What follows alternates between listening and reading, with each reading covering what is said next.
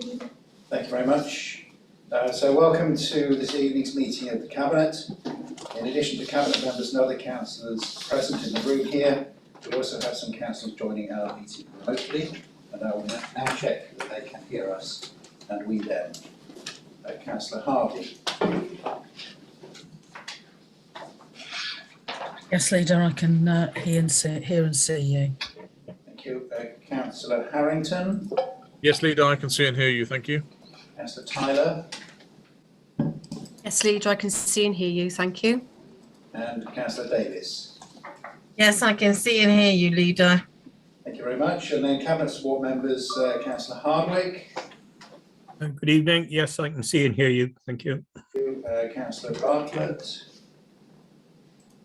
No, not this evening. And Councillor Ginman. Yes, good evening, Leader. I can hear you, but you are a little faint. Okay, thank you very much. I'll endeavour to speak closer to the microphone. Group leaders and their representatives are also here. First of all, Councillor Terry James. He sends his apologies, Leader. He's got some children's services meetings he's having to attend or something.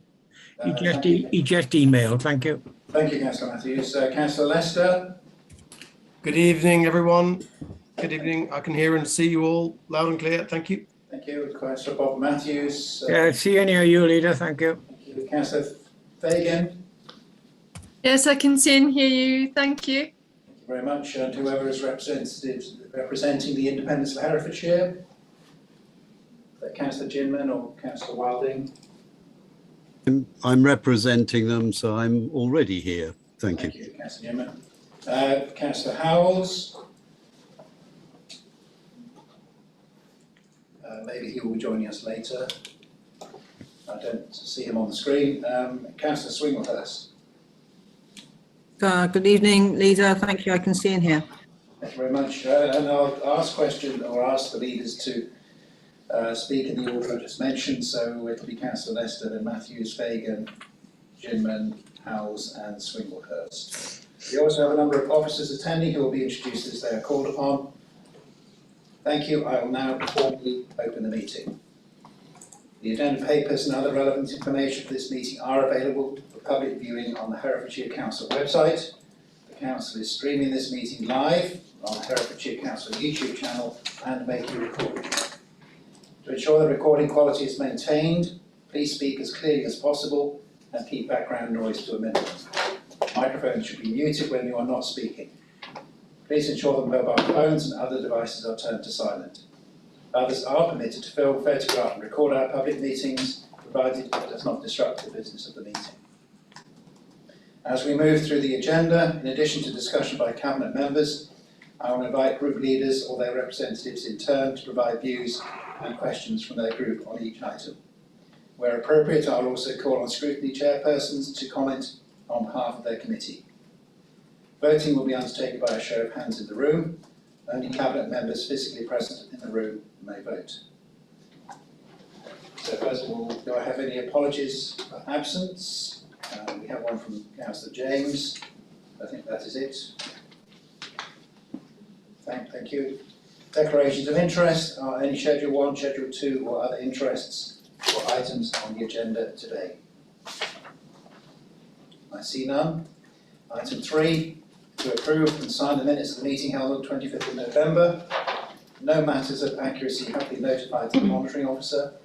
Cabinet members present, are you content that the minutes are an accurate record? Show of hands would be appreciated. Thank you very much. Item 4, to receive any questions from members of the public. We have received one question from a member of the public for this meeting, and the response has been published as a supplement to the agenda papers. A member of the public may submit a supplemental question either in writing or in person. I'll ask the clerk to confirm if a supplementary question is to be asked.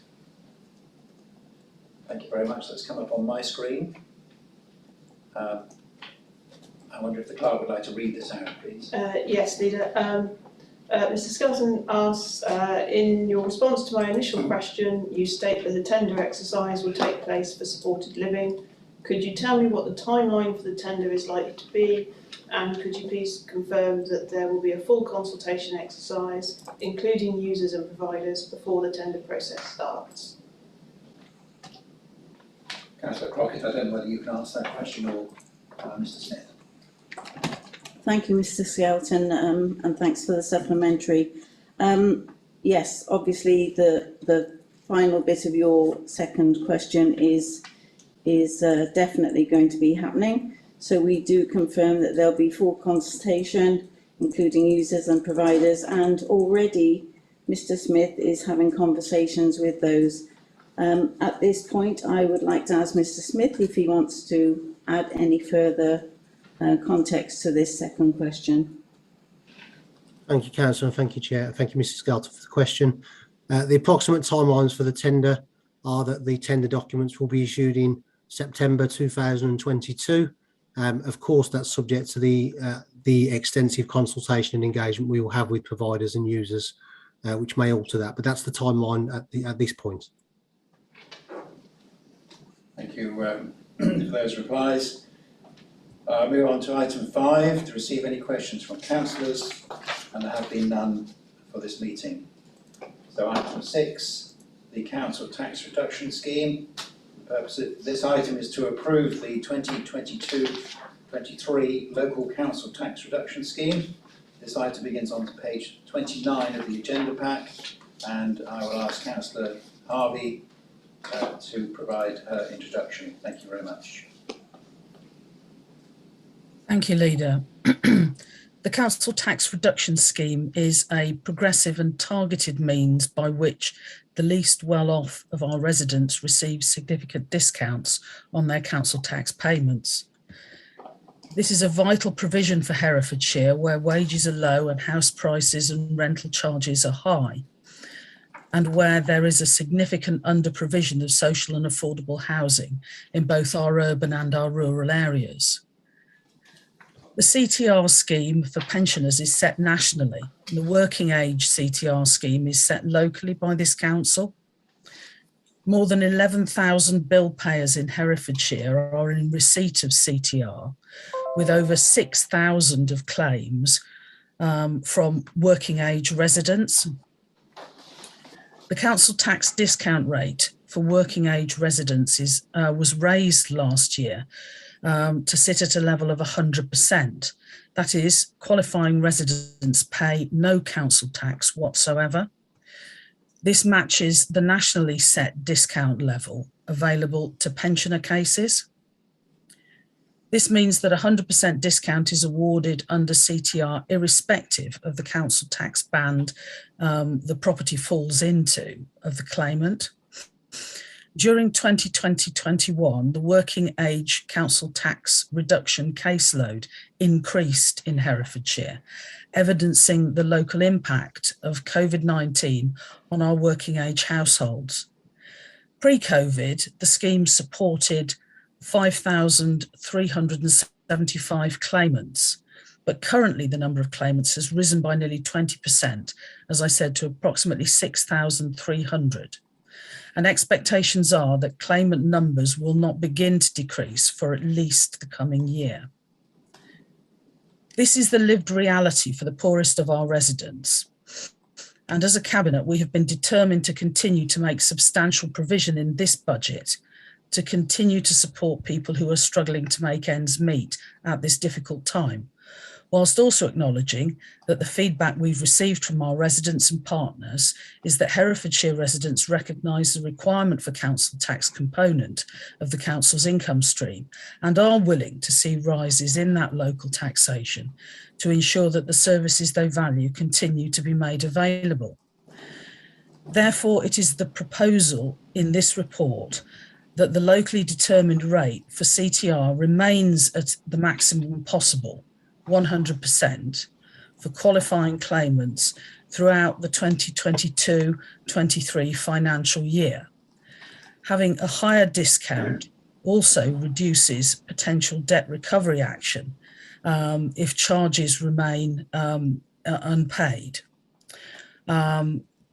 I recommend the detail of the CTR scheme as set out in the report to Cabinet colleagues. Thank you, Councillor Harvey. I don't know whether you have any questions or comments from Cabinet members, either remotely or in the room. It's Councillor Chance. I just think it's really worth re-emphasising, as Councillor Harvey has pointed out, that thanks to this administration, more than 6,000 of the most low-income households in Herefordshire are better off because we have extended council tax reduction to 100% and retained it at that level. And that demonstrates our commitment to assisting those who struggle most with paying their bills and targeting help where it's most needed. So I very much welcome this. Thank you. Any questions from anybody remotely? Councillor Davies.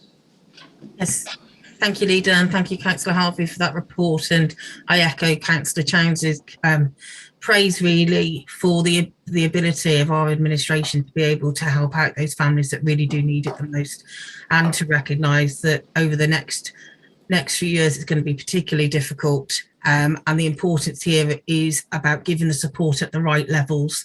So for people that can afford to pay, they pay, such as myself. For people who may fall into that particular category through no fault of their own, through loss of jobs via COVID, for a whole variety of reasons, that support network is there. So I really do applaud the efforts of the team to be able to do this. There are a couple of things, Councillor Harvey, just regarding equalities perspective, which you'll be unsurprised to hear me say. This is about giving more support to those who need it. And I just wondered, are we monitoring this specifically with an equalities perspective in mind? Because I think it'd be a really good picture to view. I'm thinking specifically around public health and social inequalities, looking at particular areas that we could be targeting support to. I just wonder whether or not it's a project that we could maybe utilise with our data and our research teams at the council to look at using the intelligence that we have really well to provide targeted need. And I just wondered if anything was coming forward on that. I'll take that away as a query and see what our back office teams are doing in terms of using the information we gain to understand where the claimants are falling against geographical areas of the county. Thank you. Councillor Jinman. Yes, thank you. Councillor Harvey, I think it would be fair to say that this year, probably even more than last year, you've consulted incredibly widely on this whole budget and all that's involved in it. But I did wonder, when I looked at the responses to the particular survey here, that if there are 6,300 claimants, there seem to be very few responses. Am I misunderstanding how that survey is done? And I wonder if there is a lesson to be learned here, if I'm right in reading it that way, as to trying to get to that particular target audience, perhaps a bit greater. Well, I'm really glad that you've asked that question, because it's a point I would like to highlight. It's something that's been raised during the budget discussions in the scrutiny committees about the level of engagement from local residents in council consultations. It may be COVID, it may be consultation overload, but you're exactly right. I don't think you're misinterpreting the information. There are only 36 local residents who have responded to this 6-week consultation, and yet there are over 6,000 households that are benefiting from the reduction scheme. I think also I'd like to tie your comments in with the query from Councillor Davis about equalities and whether consulting online about an issue which is, about supporting the least well off of our families, may be that we're just not reaching the people who are in receipt of these benefits because they can't afford to have internet. They can't afford to have access to the very mechanism by which we're consulting, and it is a worry. It is a big worry, and the inequalities that are created by a lack of access to the internet have really been highlighted during COVID, particularly for families with school-aged children, with all the lessons that had to be online. So I share your disappointment at the very low level of public engagement.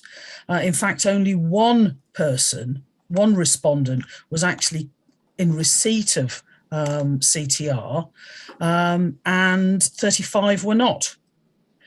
And I think that's borne out even in the responses given by that incredibly small sample, that it struggled to call it representative.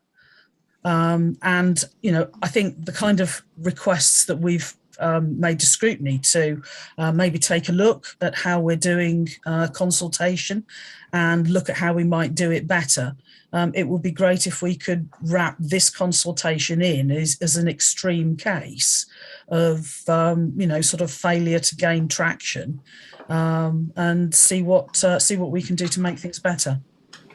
Thank you very much for that reply. You've added the part that I was going to point out, was that online is always for a certain population. In my ward, that population would be very small given the problems that we have with access to online. So absolutely crucial.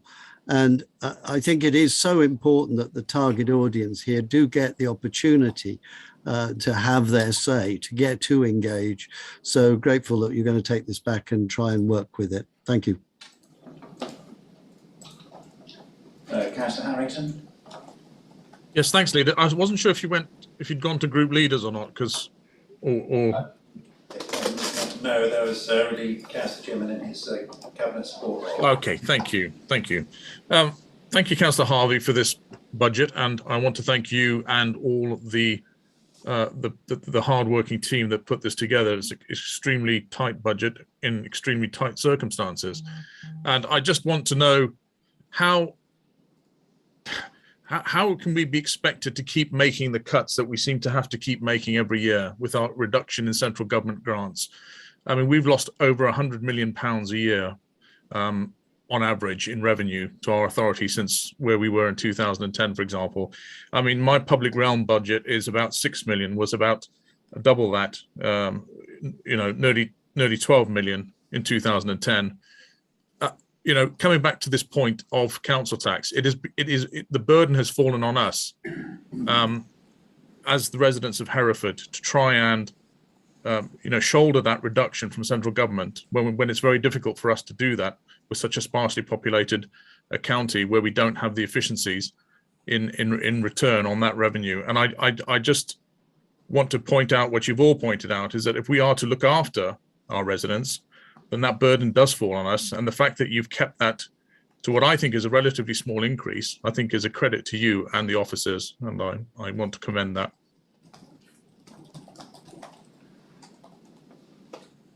Councillor Harvey, do you want to respond to that?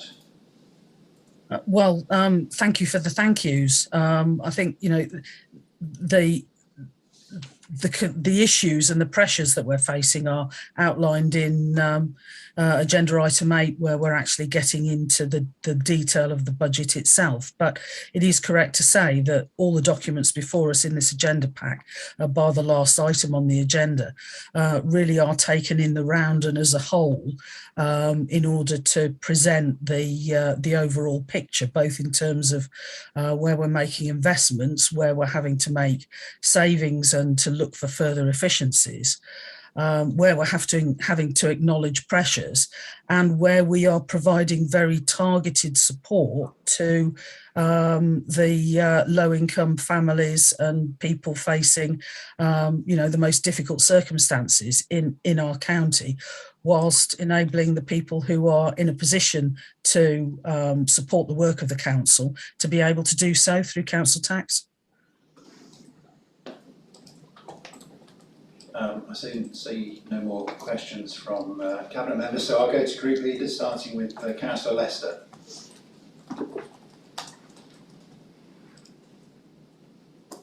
Thank you very much.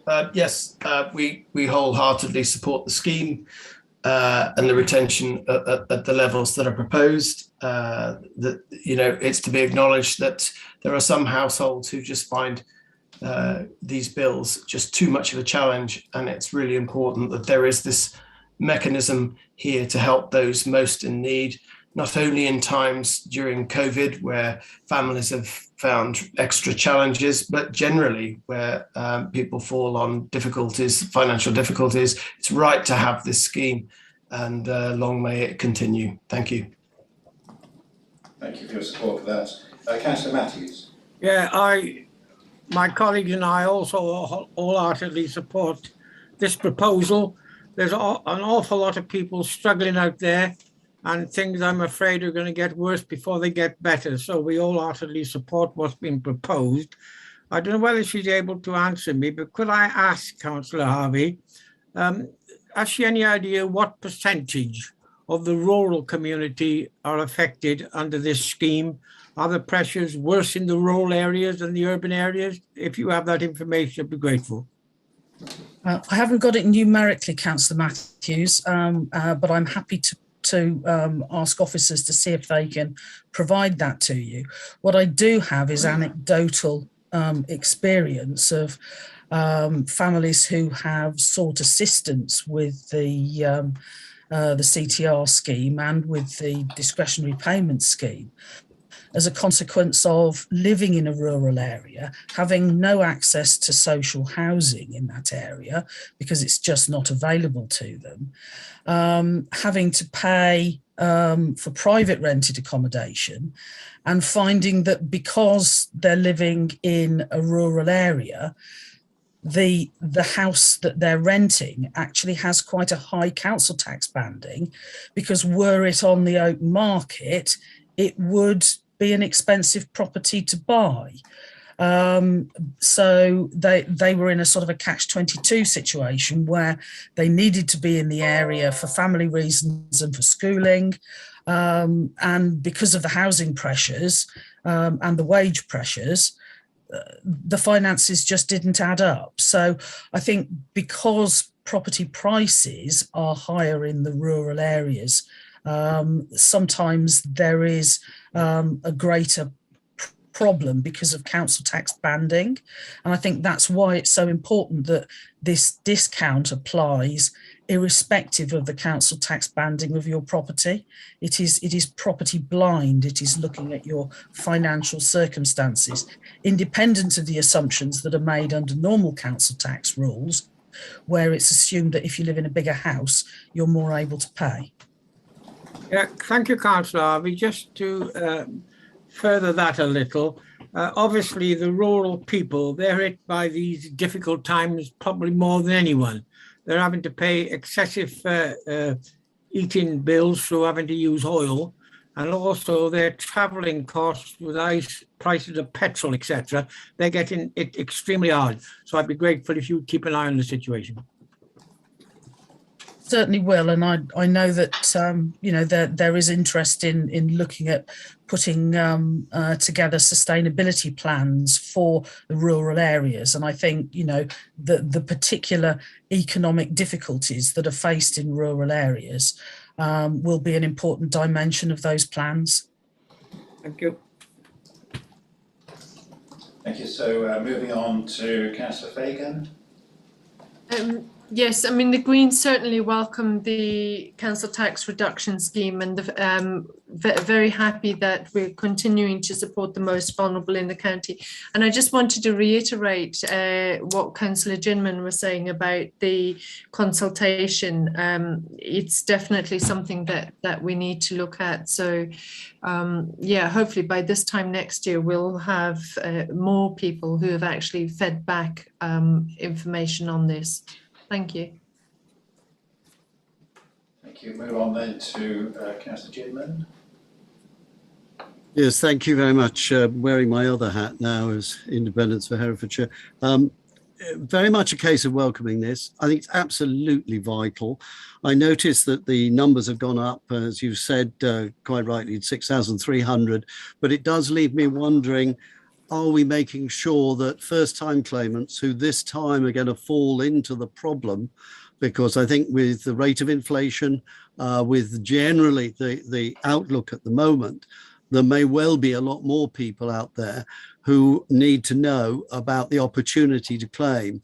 And I sincerely hope that the language of explanation is perhaps a little easier than the language of the survey, which I have to say I found quite taxing to be able to answer. So I hope that we're reaching them. Is this something for Talk Community to take part in, so that we make sure we do get to the people who really do need this help? Thank you, Councillor Ginman.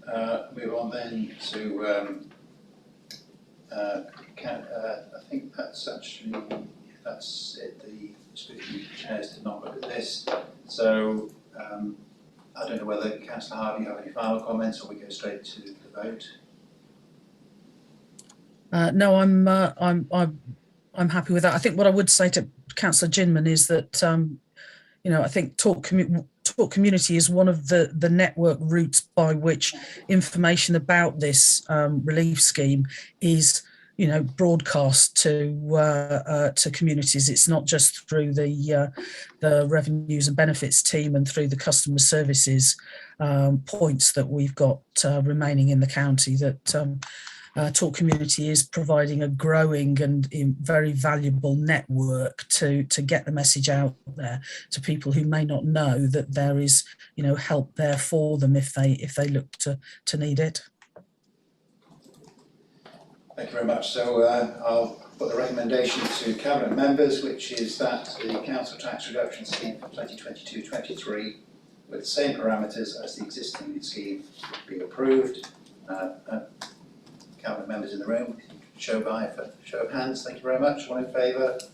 So that's passed. So we pass on now to item 7, which is the capital investment budget and capital strategy update. And this is to recommend to Council the proposed 2022-23 budget, associated medium-term financial strategy and treasury management strategy for recommendation to Council on the 11th of February. And once again, I'll turn to Councillor Harvey for an introduction. All right, thank you, Leader. So in this report and the appendices that support it, Appendix A provides details of the proposed additions to the existing capital programme, and Appendix D links to those proposals by giving outline business cases for each one of them. We're proposing 12 capital investment budget proposals totalling £32.08 million. And these have been proposed to be funded from a number of different sources.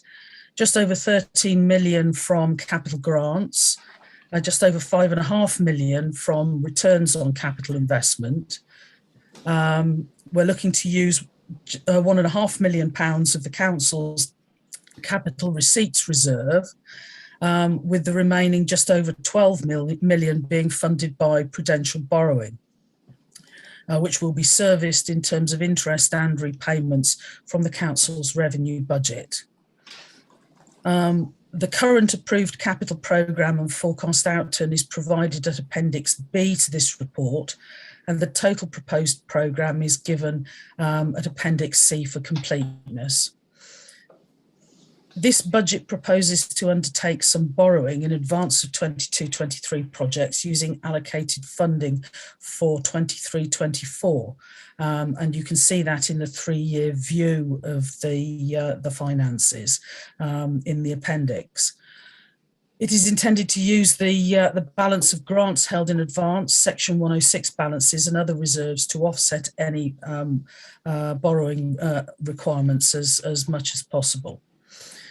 Approval of provision in the capital programme is not approval to proceed with these individual projects. I'd like to stress that.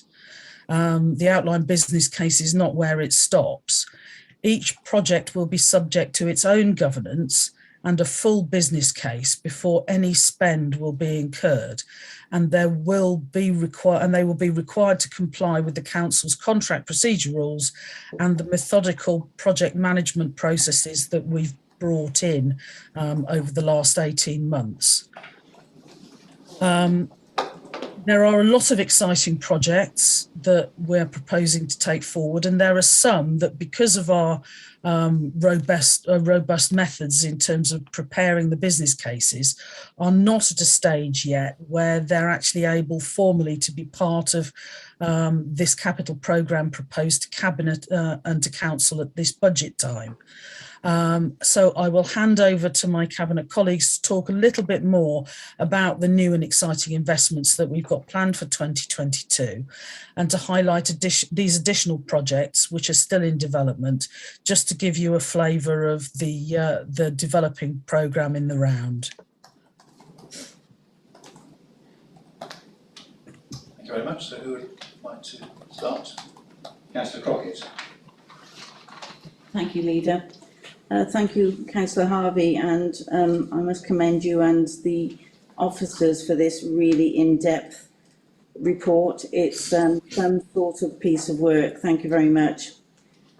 So in ANC, or Communities Directorate, following the successful implementation of the strengths-based and community-focused approach in supporting adults, the emerging support needs have been identified.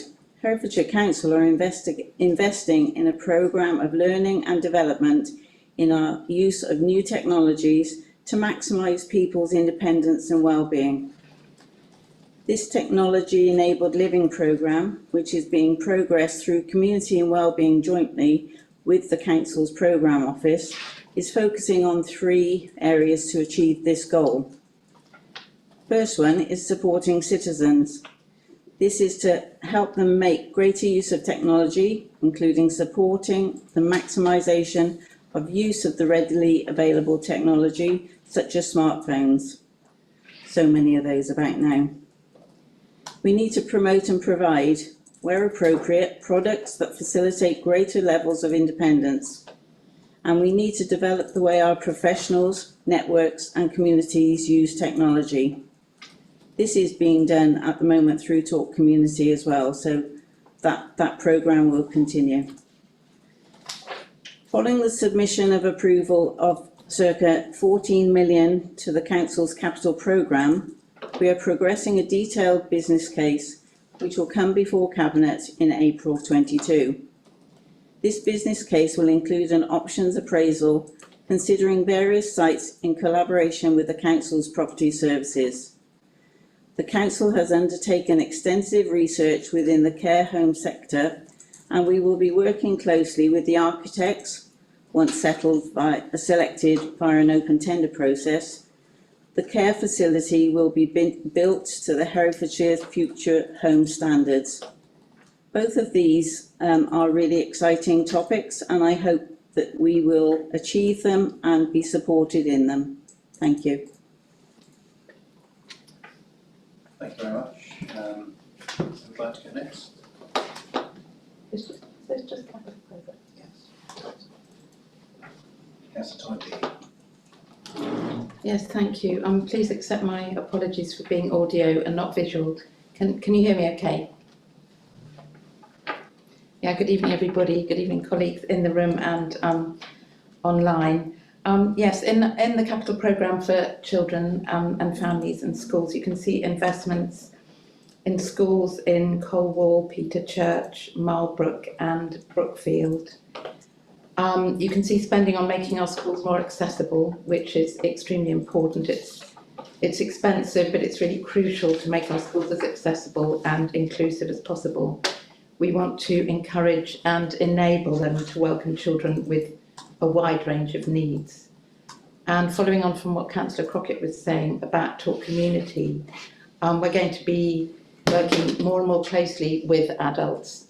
And I know that's really going to benefit our directorate. And this isn't in the capital programme yet, but as Councillor Crockett was saying about adult social care, we are currently scoping options to create our own care facilities for children and young people in the county, and that fits perfectly with our commitment to social value and our aim to keep children close to their support networks and reduce the amount of public money that ends up in very expensive private facilities. Thank you, Councillor Toynbee.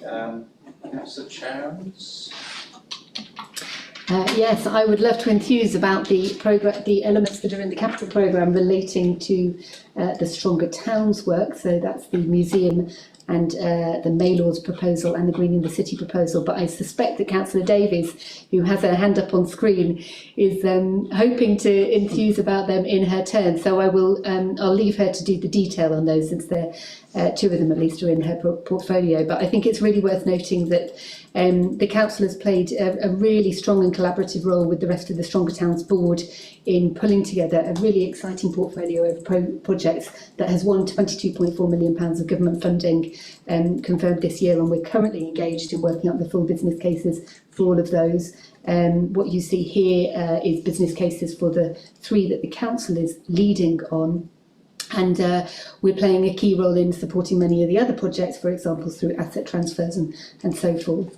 It's also really worth noting that with the Maylords and museum projects, we are practicing what we preach in terms of developing those projects to NFIT standards.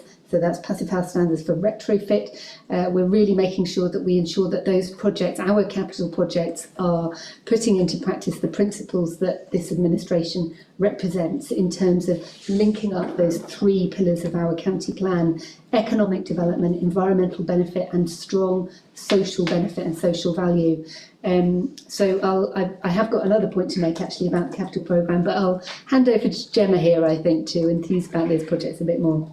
Oh, actually, sorry, before I do, perhaps I could just mention that in addition to these projects that are in the capital programme, we've got other things coming down the line in terms of new capital programmes. So, for example, we've been doing work with the market towns over the last year, developing market town investment plans to try to identify the opportunities for capital projects in those towns, because it's such a strong commitment of ours as an administration to make sure that capital investment goes into the county as a whole, the market towns and the rural areas too. We've been able to do some of that with the COVID funding. We want to do more. So there will be further work coming down the line on that. And also in my portfolio is the whole Faster Shire programme, ensuring that there's this rollout of broadband, which is such crucial infrastructure. It was discussed at full council last Friday. And again, such an important piece of infrastructure that supports the development of the county's economy for the future. I'll stop there. Thank you. Thanks very much. So, Councillor Davies. Thank you, Councillor Chowns. Yeah, you can see me chomping at the bit, ready to go on the projects that are within my portfolio area. I'll leave the Green in the City to Councillor Harrington, as I'm sure he'll want to say something about that particular project. But this is the opportunity to highlight a few items. So the first one is the Stronger Towns Museum project, and this is where we will establish a new modern world-class visitor attraction at the heart of the city centre. For those of you that may be worried that we're going to demolish the beautiful Gothic facade, fear not. We shall be keeping it and instead using cutting-edge NFIT principles in its design standard to create an internationally renowned passive house standard building.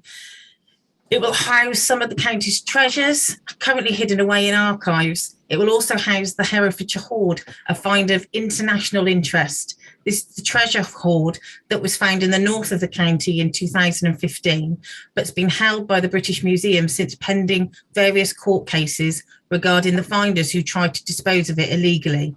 And to top it all off, using CGI and virtual reality to provide 360-degree views from the currently unused roof of the building.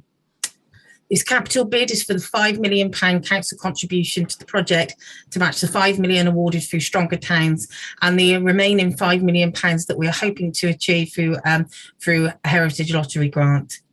And we cannot talk about the museum project without talking of the move of our library, currently housed within the Museum and Library building in Broad Street, to Maylord Orchard Shopping Centre. Anyone who knows me knows my passion for libraries, and nothing gives me greater honour than to be the lead for the development of a modern, groundbreaking library in the middle of the shopping centre.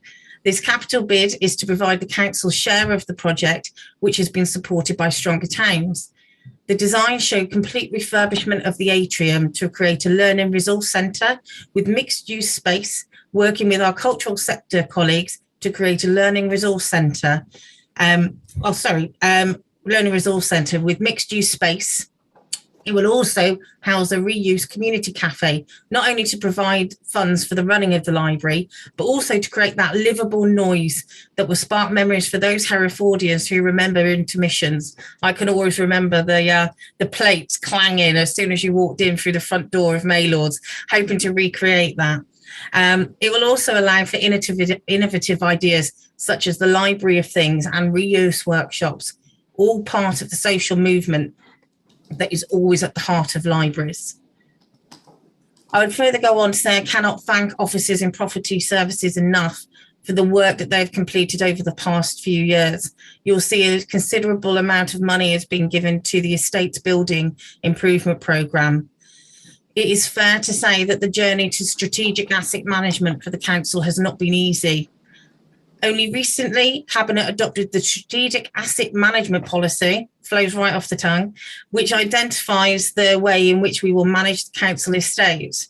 At its heart is identifying which assets we maintain for corporate or commercial reasons, those that we seek to transfer to community organisations, as we have with Leominster Town Council and Hinton Community Centre, and ultimately those which should be disposed of. With that strategy is the commitment that for the buildings that we maintain, that we ensure that they are maintained to the highest standard and not kept in a managed state of decline, which has been the case for many years. Thank you. Thank you, Councillor Davis. I'll go to Councillor Harrington next. Thank you, Leader. So my projects are not quite as exciting in many ways, but they are very exciting to the residents and the ward councillors, I'm sure, in those areas. The ones I'm sort of proud of the most, actually, are the ones we have, or we hopefully will be able to deliver if our bid is successful. And it really come as a result, as I said earlier, of the reduction in revenue support that we've had over the last 10 or 12 years. Which means that we are having to make some serious capital investment and interventions in certain arenas of the public realm and the highways infrastructure and our assets to bring them up to standard. We're investing over £5 million in infrastructure and highways capital in the next 2 years. We've got 2 million going into the market towns, 1 million this year and another million next year. That's on top of the £750,000 that was allocated this year and is soon to be apportioned and delivered. I think this is a very important one. Market towns have suffered, as we've all said over the years. They've particularly suffered from the public realm point of view because the way that we have to rank our revenue, the way that we have to factor and matrix our revenue is that we really have so little that we can only do it in terms of making sure that our roads are safe. And therefore, where you have high speed or urban roads, high speed or rural or intercity roads, intertown roads, that is where our investment has to go. And where you get C&U roads and also where you get market town roads, that is ranked much more lowly. And as a result, our market towns have definitely deteriorated and there wasn't much we could do about it.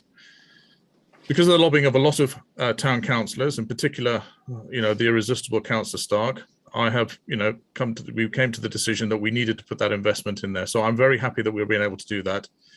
And I hope it shows that this administration's commitment to the market towns, because it's very easy to think just in terms of Hereford and to ignore our beautiful market towns. The other money that I'm pleased to be putting towards investment is £400,000 for shoring up a bank at Lentwood on the A4113. We're trying to stabilise erosion here. This is one of those schemes that falls outside of the remit of the Environment Agency. And so we've taken a decision that we must intervene now, or we will potentially lose a road, and we cannot take that risk. We're also putting £500,000 into road safety schemes in several villages: Peterchurch, Foundhope, Upton Bishop, Little Markle. We've worked with those villages. They have put forward a very persuasive case, and we intend to try and respond to that, to pilot schemes further that we've done at Ashburton and Bosbury and Pembridge. We're also putting £1 million into reviewing walls along not just Foundhope, but other parts of our infrastructure network, to make sure that we do not have any kind of repeats of the failures that we've had, to do what we can to prevent anything like that happening again. We had exceptional circumstances in 2020 when we had the floods, but it's given us the opportunity and it's given us the incentive to make sure that we review all of our structures alongside our roads. We're also putting £300,000 into bus shelters over 2 years. I think that matches our ambitions to improve bus connectivity, bus network, which is going through a difficult time at the moment, with the reduction promised from the promise of 3 billion being reduced by government. But we still are going to be sticking to our strategy and to our guns, and we need to improve our bus shelters. And obviously we have an investment into the greening of the city, which is connectivity and active travel measures between the north and south of Hereford, between Newton Farm, Hunderton, and the north of Hereford, Widemarsh. So all in all, in many ways, it's not as exciting. It's a sort of housekeeping, but I'm very happy to be able to do it. Thank you, Councillor Harrington, and finally, Councillor Tyler. Yes, good evening, Leader. Thank you, Councillor Harvey and officers, for this detailed report. Always challenging when we get to this time of year. In terms of the housing agenda, this remains a significant problem for Herefordshire as well as the rest of the UK. Our council is committed to address this imbalance of generally affordable housing to support our residents, as well as building homes of high environmental standards to meet net zero carbon by 2030. At present, the council, we are continuing to explore sites, opportunities within the county to help advance the creation of a pipeline of housing schemes.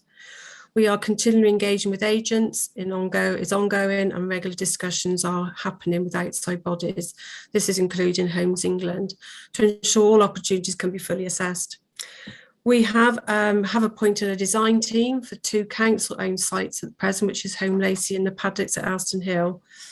And engagement will soon start with communities as a priority and this will hopefully start in the next several weeks or so. We want to ensure that everyone has an opportunity to be part of shaping new housing for the county. In terms of other housing for our homeless, the Herefordshire Council applied for and secured 423,360 for the Rough Sleeping Affordable Programme from the DLUHC, which was match funded from Herefordshire Council, to purchase up to 6 properties off the open market for rough sleepers and homeless. Following the internal governance approved at the end of December, 3 properties have been identified, offers made and accepted, and hopefully the bedrooms will come forward in the next financial year. There's minimal work to be done. Refurbs should be occupied by May, hopefully, that we can sort of start having viewings lined up in the coming weeks.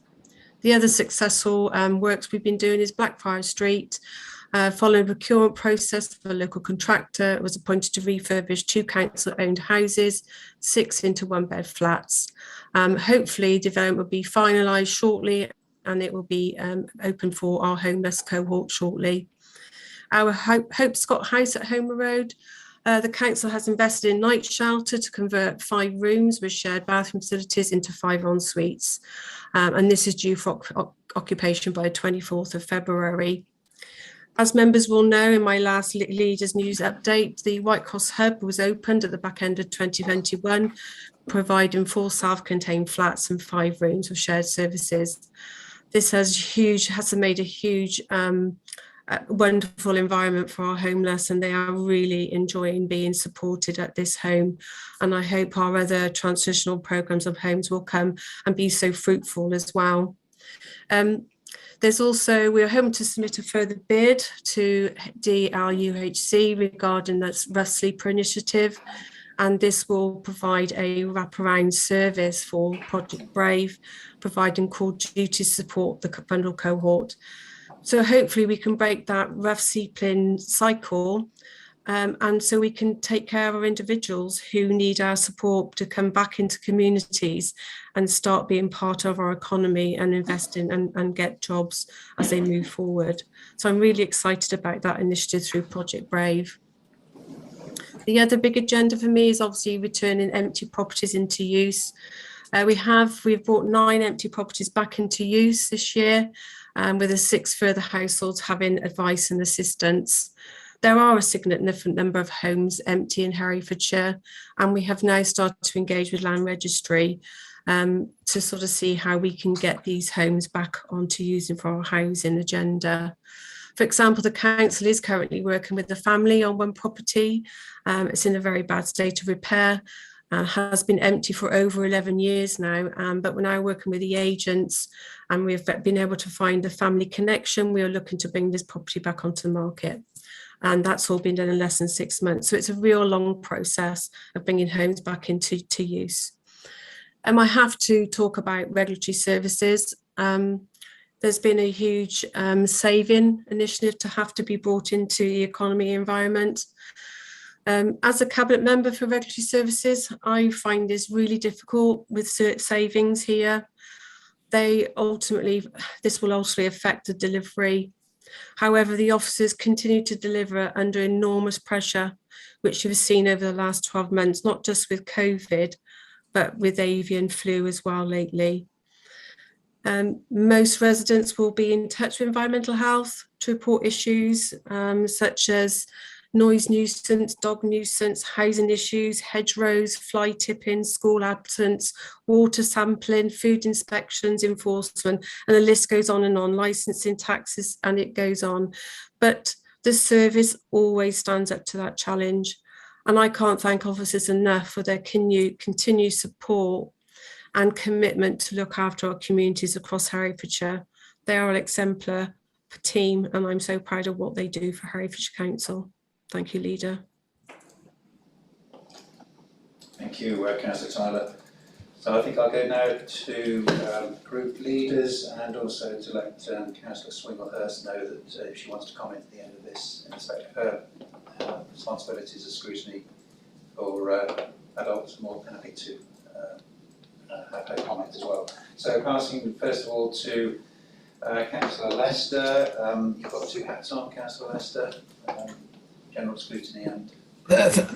Thank you, Chair, and thank you for keeping it consistent as to who you go to, so that we're not guessing at last minute. I mean, it adds a bit of fun to the proceedings, but I appreciate the consistency, so many thanks. Note all the comments about the capital strategy, and Councillor Harrington, you make it sound like it's all doom and gloom, but you've been given nearly well over 3.1 million extra from the Department of Transport. That's great news, and I know you will spend that money wisely. So it's not all bad.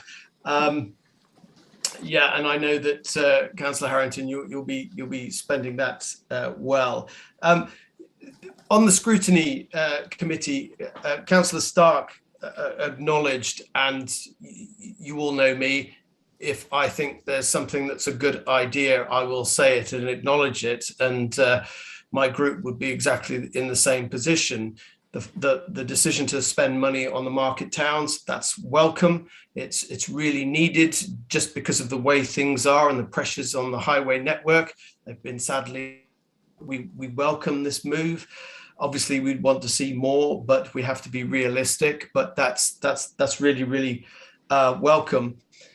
The scrutiny recommendation for spending 50% of the capital surplus on the highways. I've seen the response from the administration, but unfortunately that was only sent to us 20 minutes before the meeting started. So I haven't really had a chance to digest that point, but I note whilst looking at it, it's stating that there's the offer of scrutiny being more involved in that along the way, and I'm sure the scrutiny committee will be will welcome this. I also note that there's extra monies that have come in from government. It's really good to see that there's more money for schools' budgets to deal with the maintenance issues that are always a constant pressure. So that is to be welcome. And if you look at paragraph 5, you will see that there's extra cash coming in there from government, and that's to be welcome. So proposals, and the one thing I would make from a general scrutiny perspective is, and I'll be making this point again in the next item, so forgive me for repeating myself, but one meeting to discuss the figures, and we gave it a good go the other week, but there's a lot in here, and it just goes to show that it's very difficult to scrutinize the whole gambit in one meeting. So the plea in future years has to be that we're given the figures much sooner, and we have more meetings scheduled in. We have had meetings, also had officers who were been unavailable through illness, and we've also had COVID restrictions, and so we've had lots of technical difficulties. But the challenge remains, if you're putting it to scrutiny members and they're to come up with a comprehensive scrutiny of the proposals and expect that to come out of one meeting, it's a real challenge. That's, please note that for future reference. And I'll leave. Thank you. Councillor Hardy, I don't know whether you want to deal with that question now or wait till the end. About the difficulty. Yeah, about giving scrutiny more time to look at the figures. So It's a struggle, Councillor Lester. The problem is we don't get the settlement until Christmas Eve. So there isn't a lot of time when you've got the Christmas and New Year break to take into account before we're on quite a tight time frame to get through the scrutiny process and the governance timelines to get to setting a budget for full council. I take your point. Having sat in opposition for too long, it was difficult for us to scrutinise the budget with the amount of time we were given to do it. However, this year, we have provided scrutiny with 2 bites at the apple. It was unfortunate that the work programme didn't spanner the first sessions in as early as I would have liked, and I'm sure as you would have liked also. But I think we're all up against it in terms of, a timeline that's not entirely in our control and of our making.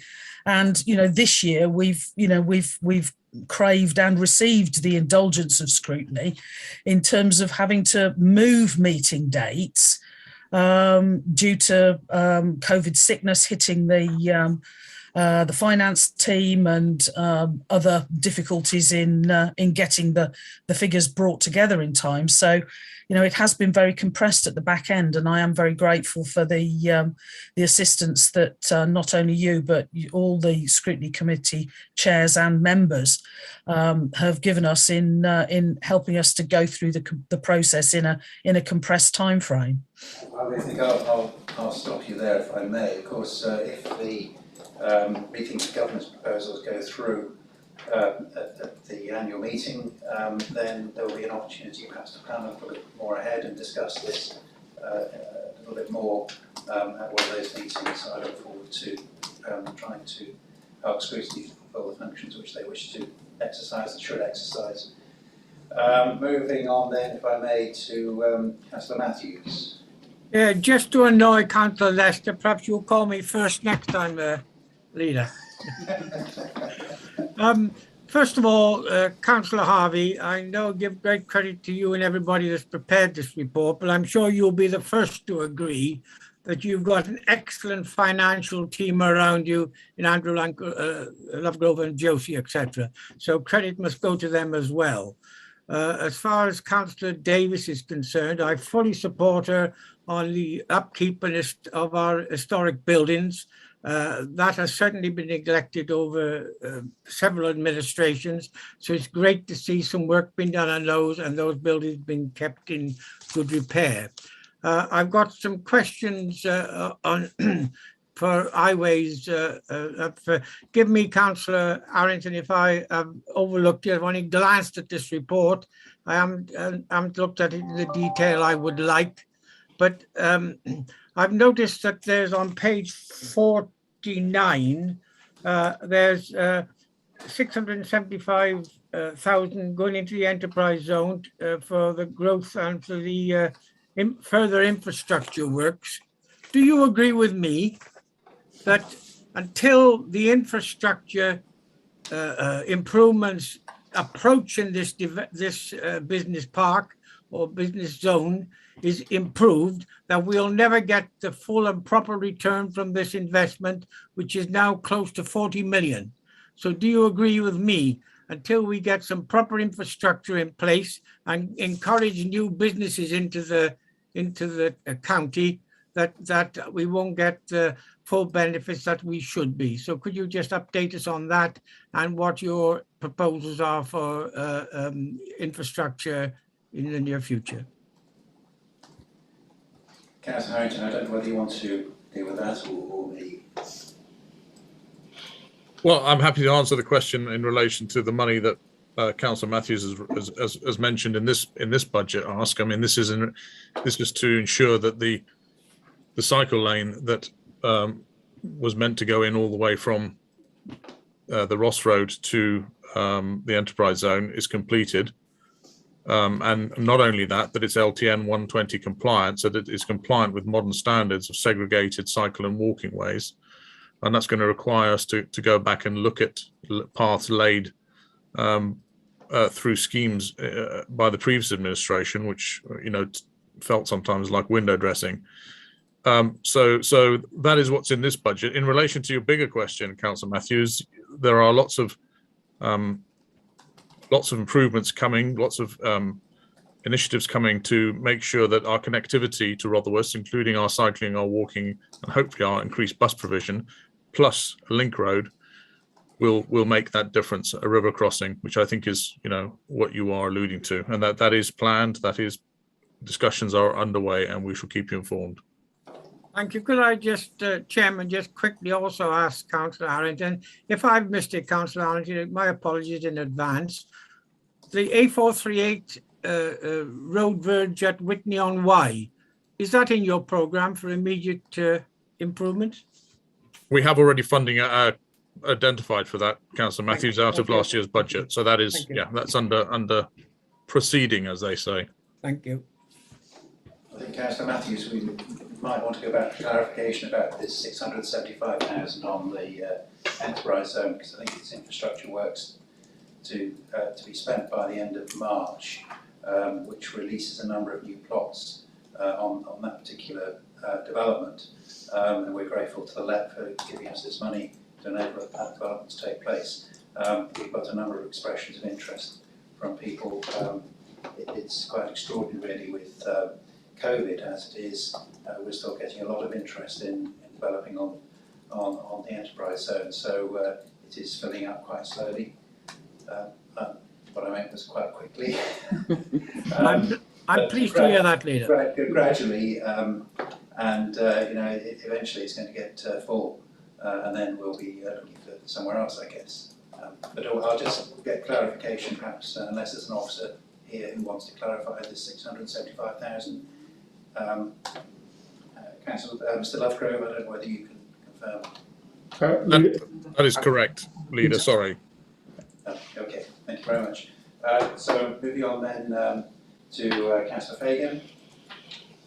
Thank you. On behalf of the Greens, I think it would be fair to say that this is a really ambitious list of projects, and thanks very much to all the staff who have actually made these projects sort of a reality, and also the strong partnerships. I think that it just shows how important these strong partnerships are in the county that can help ensure that these projects can sort of come to fruition, and that we can sort of draw down the necessary funding into Herefordshire. So despite the challenges of funding on the revenue part and all the pressures that we are experiencing, we are still able to move forward in the county, making it a greener and fairer place to live and work in. So that is much appreciated. And I think also looking at the list of projects, the importance of having a strong, robust program management team in place to be able to ensure that the spend on these projects is efficient and that they can actually be delivered sort of as forecast and on time. I think that's really important. So yeah, it's a big sort of list to look through and very complex, but it does help make Herefordshire look like a very sort of positive place now and for future residents. Thank you. And next, Councillor Jimman. Yes, thank you very much. I would echo that comment on behalf of the Independents for Herefordshire. I think looking at this programme is always encouraging. It also, I suppose, is really important for residents because they can see where their money is going. And I say their money because I noted Councillor Lester's comment about the amount of money that had come from government. But these, to be fair, it's a bit like confetti, isn't it? You get little bits of money every so often, whereas the main course has long ago been cut down. And therefore, we're always having to try to generate money ourselves, save money ourselves in order to put in place these various projects. And I think that it shows the hard work that the team do to try and find the money, get the money, use the money, bid for money, and in order to be able to take these things forward. Can I just ask one particular question that is pertinent to the rural community? Because I noticed the comments about the particularly the market towns. The rural community clearly, from all the work that Rural Service Network has done, has shown that there's always a much higher spend in the urban areas than there is in the rural areas. And one of the problems in the rural communities is affordable housing. And not only that, it's also that the housing stock tends to be older and have a higher energy cost. In other words, they're not as energy efficient. And I just wonder if there's any funding somewhere in the system that can help grant to try to improve the energy efficiency of those homes, which I appreciate is a much more difficult task than it can be from the new build from the start.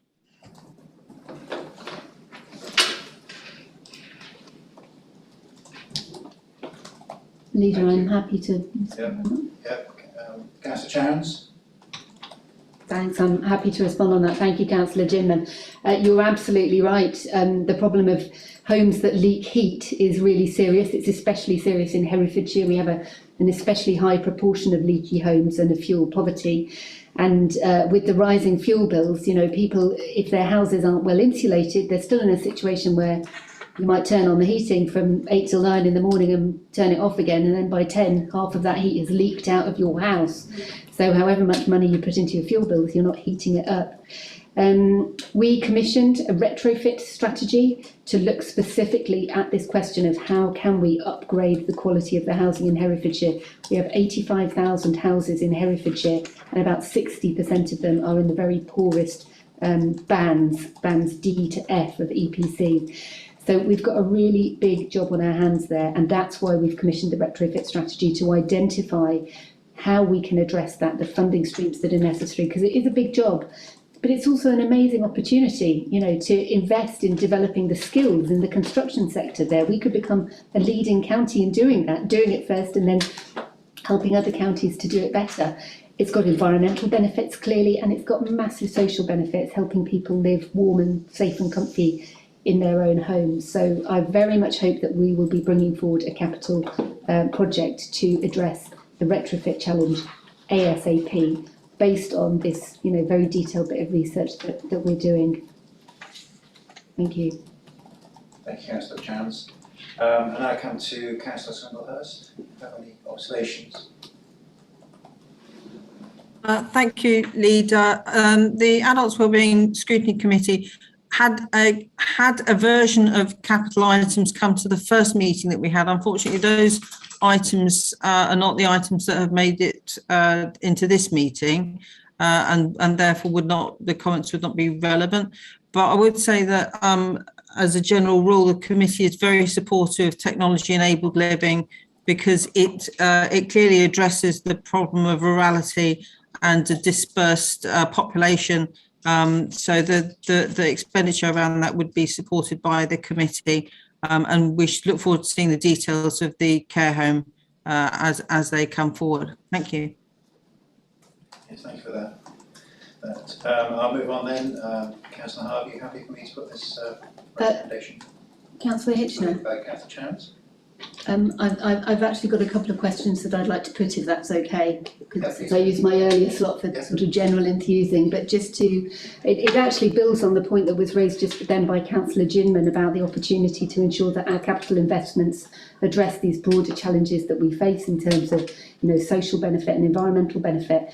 And I'd like to start by acknowledging with thanks the work that has recently been done in response to my earlier comments on a previous draft of this paper with regard to the business case for the Estates Building Improvement Programme, page 97 onwards. It's absolutely vital that the Council practices what it preaches in terms of the transition to zero carbon and the need to ensure that when we spend money on new infrastructure, it is as low carbon as possible.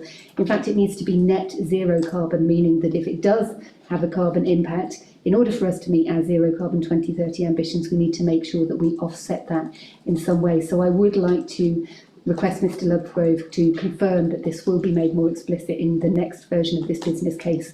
I think there is still some more work to do on that one. I'd also just like to recognise and welcome the inclusion of a new section in the business case template, specifically on environmental and social impact. But I think it is clear from the papers before us that there is some considerable scope to strengthen the analysis and the thoroughness of those sections. And looking at page 79, I think it is, of the capital strategy, which talks about staff capacity, expertise and professional development, I would like to ask Councillor Harvey whether there is scope for reflecting a bit more about whether our officers are provided with sufficient support to ensure that they fully understand the opportunities presented by the transition to zero carbon, and perhaps to request that some specific expertise is commissioned on this in the coming year to ensure that that's addressed. Because if we look at page 71, we can see that only 2% of our council's capital budget is directed, less than 2% is directed to environment and sustainability projects. 10 times more is spent on highways projects than sustainability projects. And so I think that there are probably a lot more opportunities for us to invest in that transition to zero carbon. Those projects that we do have generate an incredible rate of return. You know, the wetlands project that we're doing is unlocking the moratorium caused by pollution in our rivers. The PV panels, the solar panels on schools, are generating zero carbon electricity for those schools. You know, these projects generate a fantastic rate of financial return as well as social and environmental return. And I'd like to request that we consider whether we can review the capital strategy for next year to identify those opportunities more explicitly than we've been able to do up to now. Thanks. Councillor Hardy, would you like to respond? Yes, well, I think, you know, there's always opportunities to do better, but I think there needs to be a slightly more nuanced reading of the numbers, in that, you know, every single decision report that we have has a section specifically looking at the environmental impact and the sustainability dimensions of whatever it is that's the subject of the report. And we look through the lens of environment and sustainability with everything that we do across the entire council. So it's not a case of just looking for 2% of the overall programme, going specifically on environmental and sustainability projects. It's much more nuanced and much broader than that. And, you know, I think every single member of this cabinet, you know, comes into work every day looking to find ways to deliver what we're doing in a more sustainable fashion. And I'm sure the chief executive would, confirm that, you know, officers and do the same thing. And, you know, the message is getting through. If there's more training and support in terms of the latest ways of doing things and best practice, I'm sure there are going to be ways that those can be wound into continuous development and our officer training programs. But, you know, there's more to it than, you know, what might on the face of it appear from totting up the numbers on, you know, a couple of projects.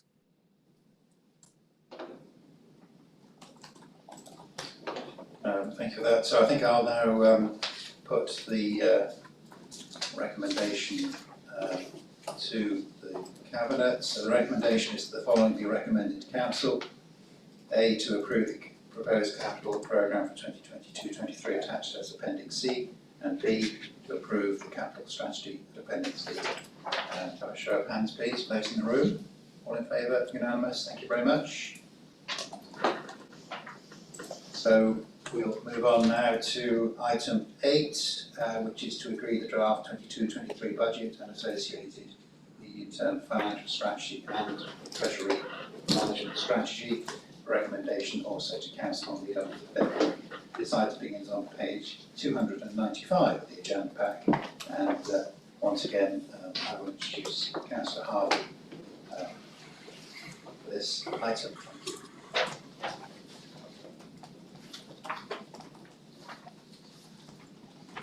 Thank you, Leader.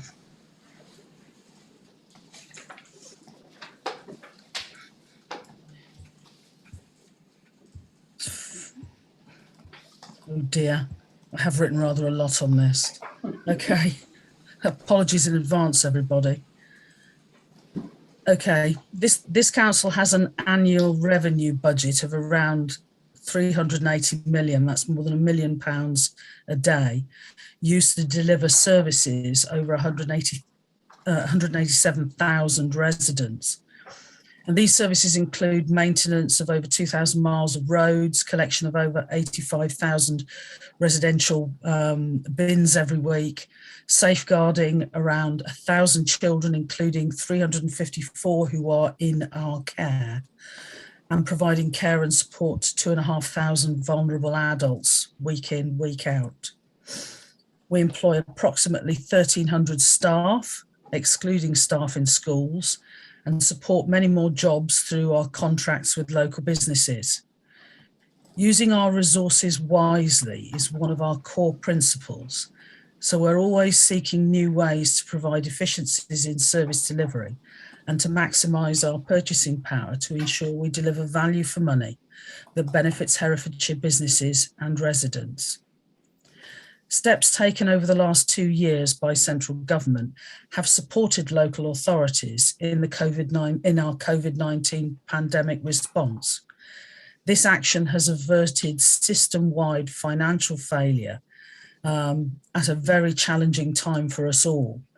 And we're extremely grateful, and we know that businesses and community organisations are for the funding support that has been channelled through us from central government.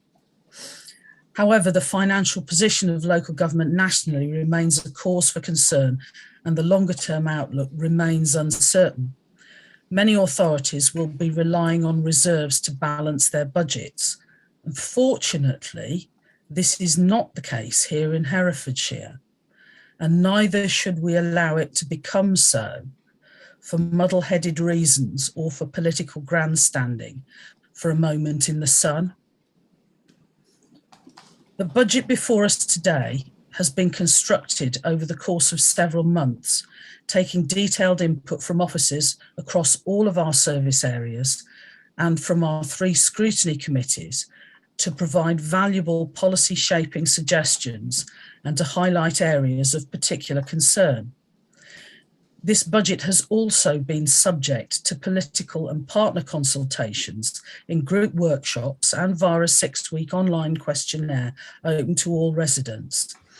And the results of these consultations and the ideas given and concerns raised consistently in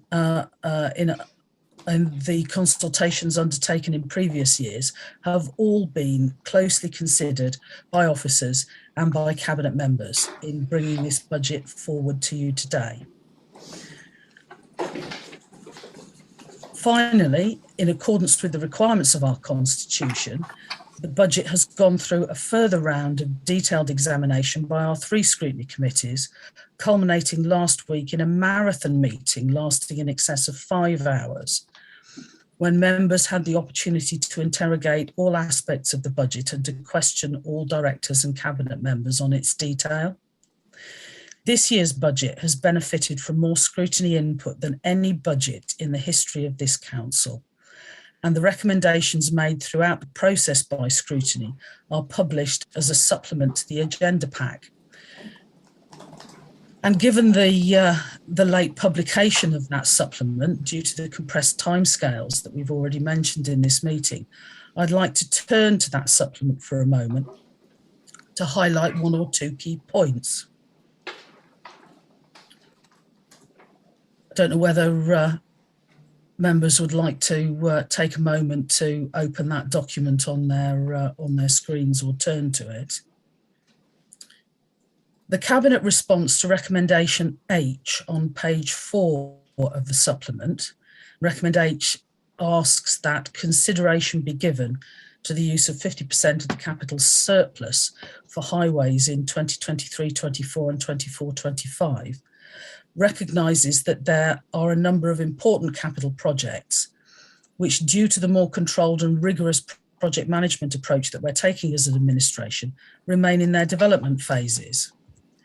Consequently, the apparent headroom for capital borrowing in future years needs careful consideration, alongside the audit and value for money assessment of the previous administration's injection of funds into road projects, so that we can be better informed on any future borrowing that might be proposed to fund highway improvements. We welcome the involvement of scrutiny in considering the options for further capital investment to inform budgeting this time next year for 2023-24. The Cabinet response to recommendation I from scrutiny, which is that Council should aim to become more targeted and to give funding support to those most in need, recognises the importance of doing this at a time of great austerity for many hardworking families throughout our county. In recognition of scrutiny's challenge to do even more in this regard, we propose to triple the funding for the discretionary housing payment scheme from £272,000 to £772,000, using funds from increased allocation of business rates. And we propose to place the remaining £296,000 from the business rates in the Council's general reserves for any unforeseen cost pressures that may arise during the coming year. The Cabinet response to scrutiny's recommendation J, which was that consideration be given to the use of the existing earmarked reserves for adult services to offset the requirement for the 1% adult social care precept increase for 22-23. I will read out in full. These reserves are necessary to mitigate not only the increasing and largely unpredictable pressures existing in this service area, but also to recognise the risks inherent in the young and still developing Talk Community Network and the continued need for that network to receive pump priming funding and possible future funding injections in order for it to develop and grow. Additionally, pressures for children and for communities and wellbeing for 22-23 are 4.3 million, which represent 5% of the overall gross budget. And these pressures do not presently take account of increasing inflation and the uncertainties regarding how sustained higher levels of inflation will affect the care sector. The option of using around 1.2 million of reserves as an alternative to levying the 1% social care precept is a political decision, the consequences of which must be fully understood.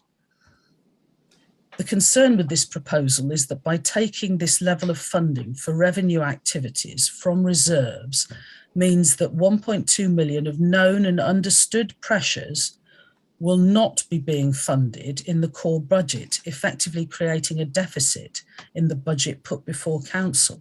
The consequence of this is that Council then enters future years with this deficit being further compounded. This risks continuing government caps on Council's ability to raise income through local taxation, will make balancing future budgets even more challenging. As we have only had 1 year government settlement, it is not clear how government are proposing to fund social care costs in the future. We already have plans in train to utilise £500,000 for the Communities and from the Communities and Wellbeing Reserve to provide hard-working and often lower paid care workers in Herefordshire, each with a £500 bonus.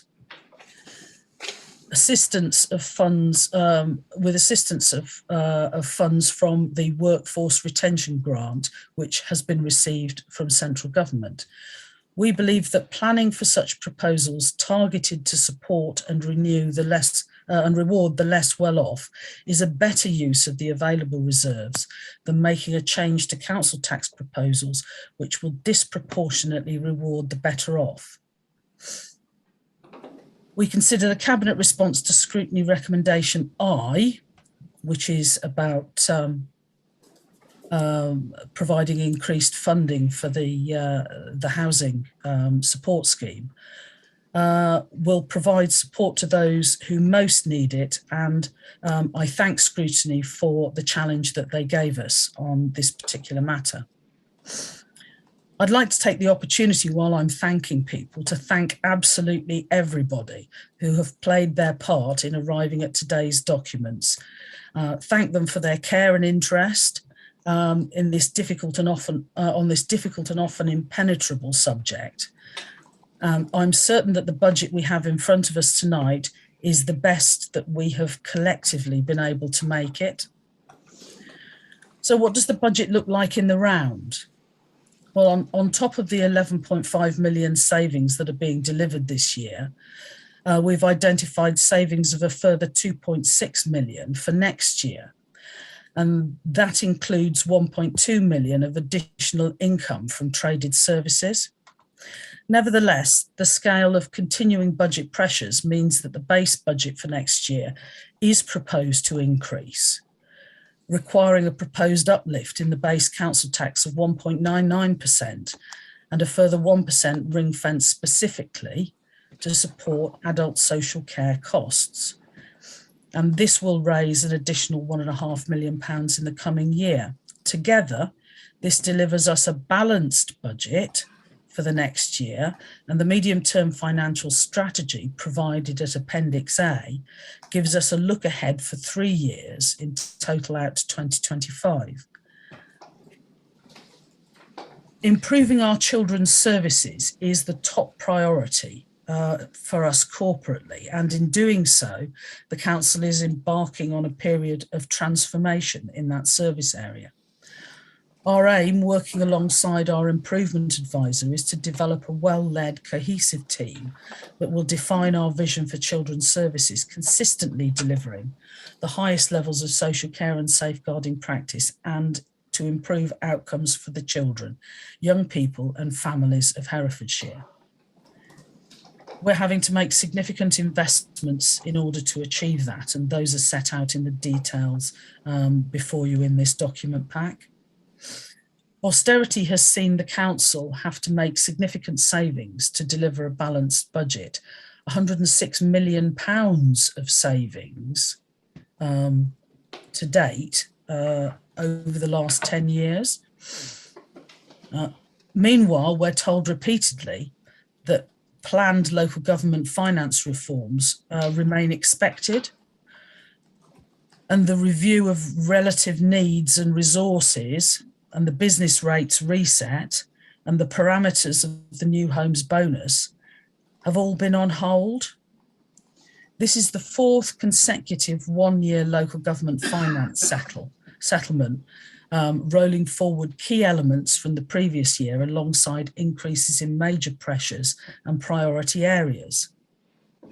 It makes it very difficult for us to plan if we do have to make difficult decisions, service cuts, and look to change how we do things, not to be able to see beyond 1 year when it comes to planning our own finances.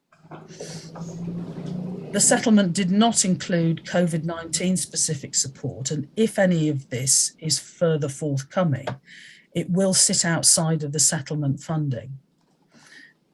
The aspects of this council's funding, which were confirmed in the government settlement statement, are outlined at paragraph 7 of the main report for this agenda item. The top level financial picture for the council's directorates is outlined in the table at paragraph 8 of the main report. And it's worth noting that statutory social care areas have the greatest numerical pressures, over 8.5 million on top of this year's budget before inflation effects, whilst economy and environment has the highest cost pressures as a proportion of its current budget. Those pressures are 15% of the current budget. We have made the strategic choice to seek to close the funding gap in E&E by increasing income targets from traded services where we can, rather than by further cutting the valuable services delivered out of this directorate, the majority of which are the ones which touch most households in their daily lives: highways, planning, standards and enforcement, waste, public realm and street cleaning, grass cutting, culture and museums, public and school transport, economic development, our libraries, parking, tourism and support to our business community.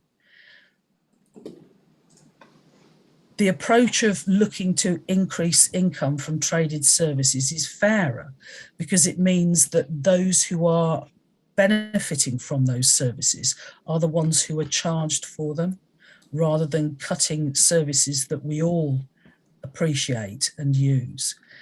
It has been the principle of fairness, along with those of sustainability and resilience, that have continued to guide us through the difficult decisions presented by budgeting this year, along with this sustained pandemic and all the economic and well-being challenges that it has brought to us all. The detailed base budget proposed for 22-23 is summarised below and detailed in Appendix C, with savings detailed at Appendix B. And at this point, I'd like again to hand over to my Cabinet colleagues to give them the opportunity to highlight some of the key budget points for their respective service areas, which are outlined in paragraphs 9, 10 and 11 of the main body of the budget report. Thank you, Councillor Harvey. And I think it was appropriate for you to go into such detail in response to the recommendations from scrutiny.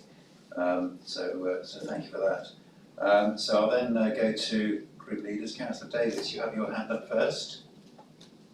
a group leader as well today. I'll take that. I don't know which party I'll go for, but I'll give it a go. So yeah, just I'll try and keep it brief because I know that people are have just had lots of information given to them by Councillor Harvey. But just a quick one, just to say, I know it's late and I know people are thinking it's 8 o'clock at night. Why are we having a meeting? I just wanted to thank all of the council officers that make these meetings in the evening happen. It means that we have better councillors coming through from different aspects of life, those with caring responsibilities, those that work. It allows for us to have diversity. So it's really essential that we maintain having evening meetings as and when, and hopefully when COVID restrictions are removed, we'll be back out into the communities like we started before. So fingers crossed that'll happen. So there's lots to highlight within my specific portfolio area, but particularly I'll draw you to a couple of key areas. We have successfully adopted our waste collection model and waste strategy and negotiated an extension to the contract with Worcestershire Council. The next year is all about how we get things right for the new model of waste minimisation. This will involve trials for repair cafes and community larders. I can also reveal that we will be providing cash incentives for the use of real nappies, working with the community to support those with caring responsibilities for young ones to make that change.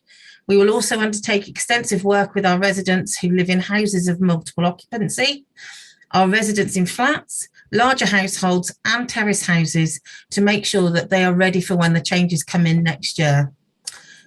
Property, I need to be honest, I have got my timings confused and I thought Cabinet had agreed the strategic asset management plan. Turns out it's on its way. So I think I've done a little trip in time. So it's coming and it's very exciting.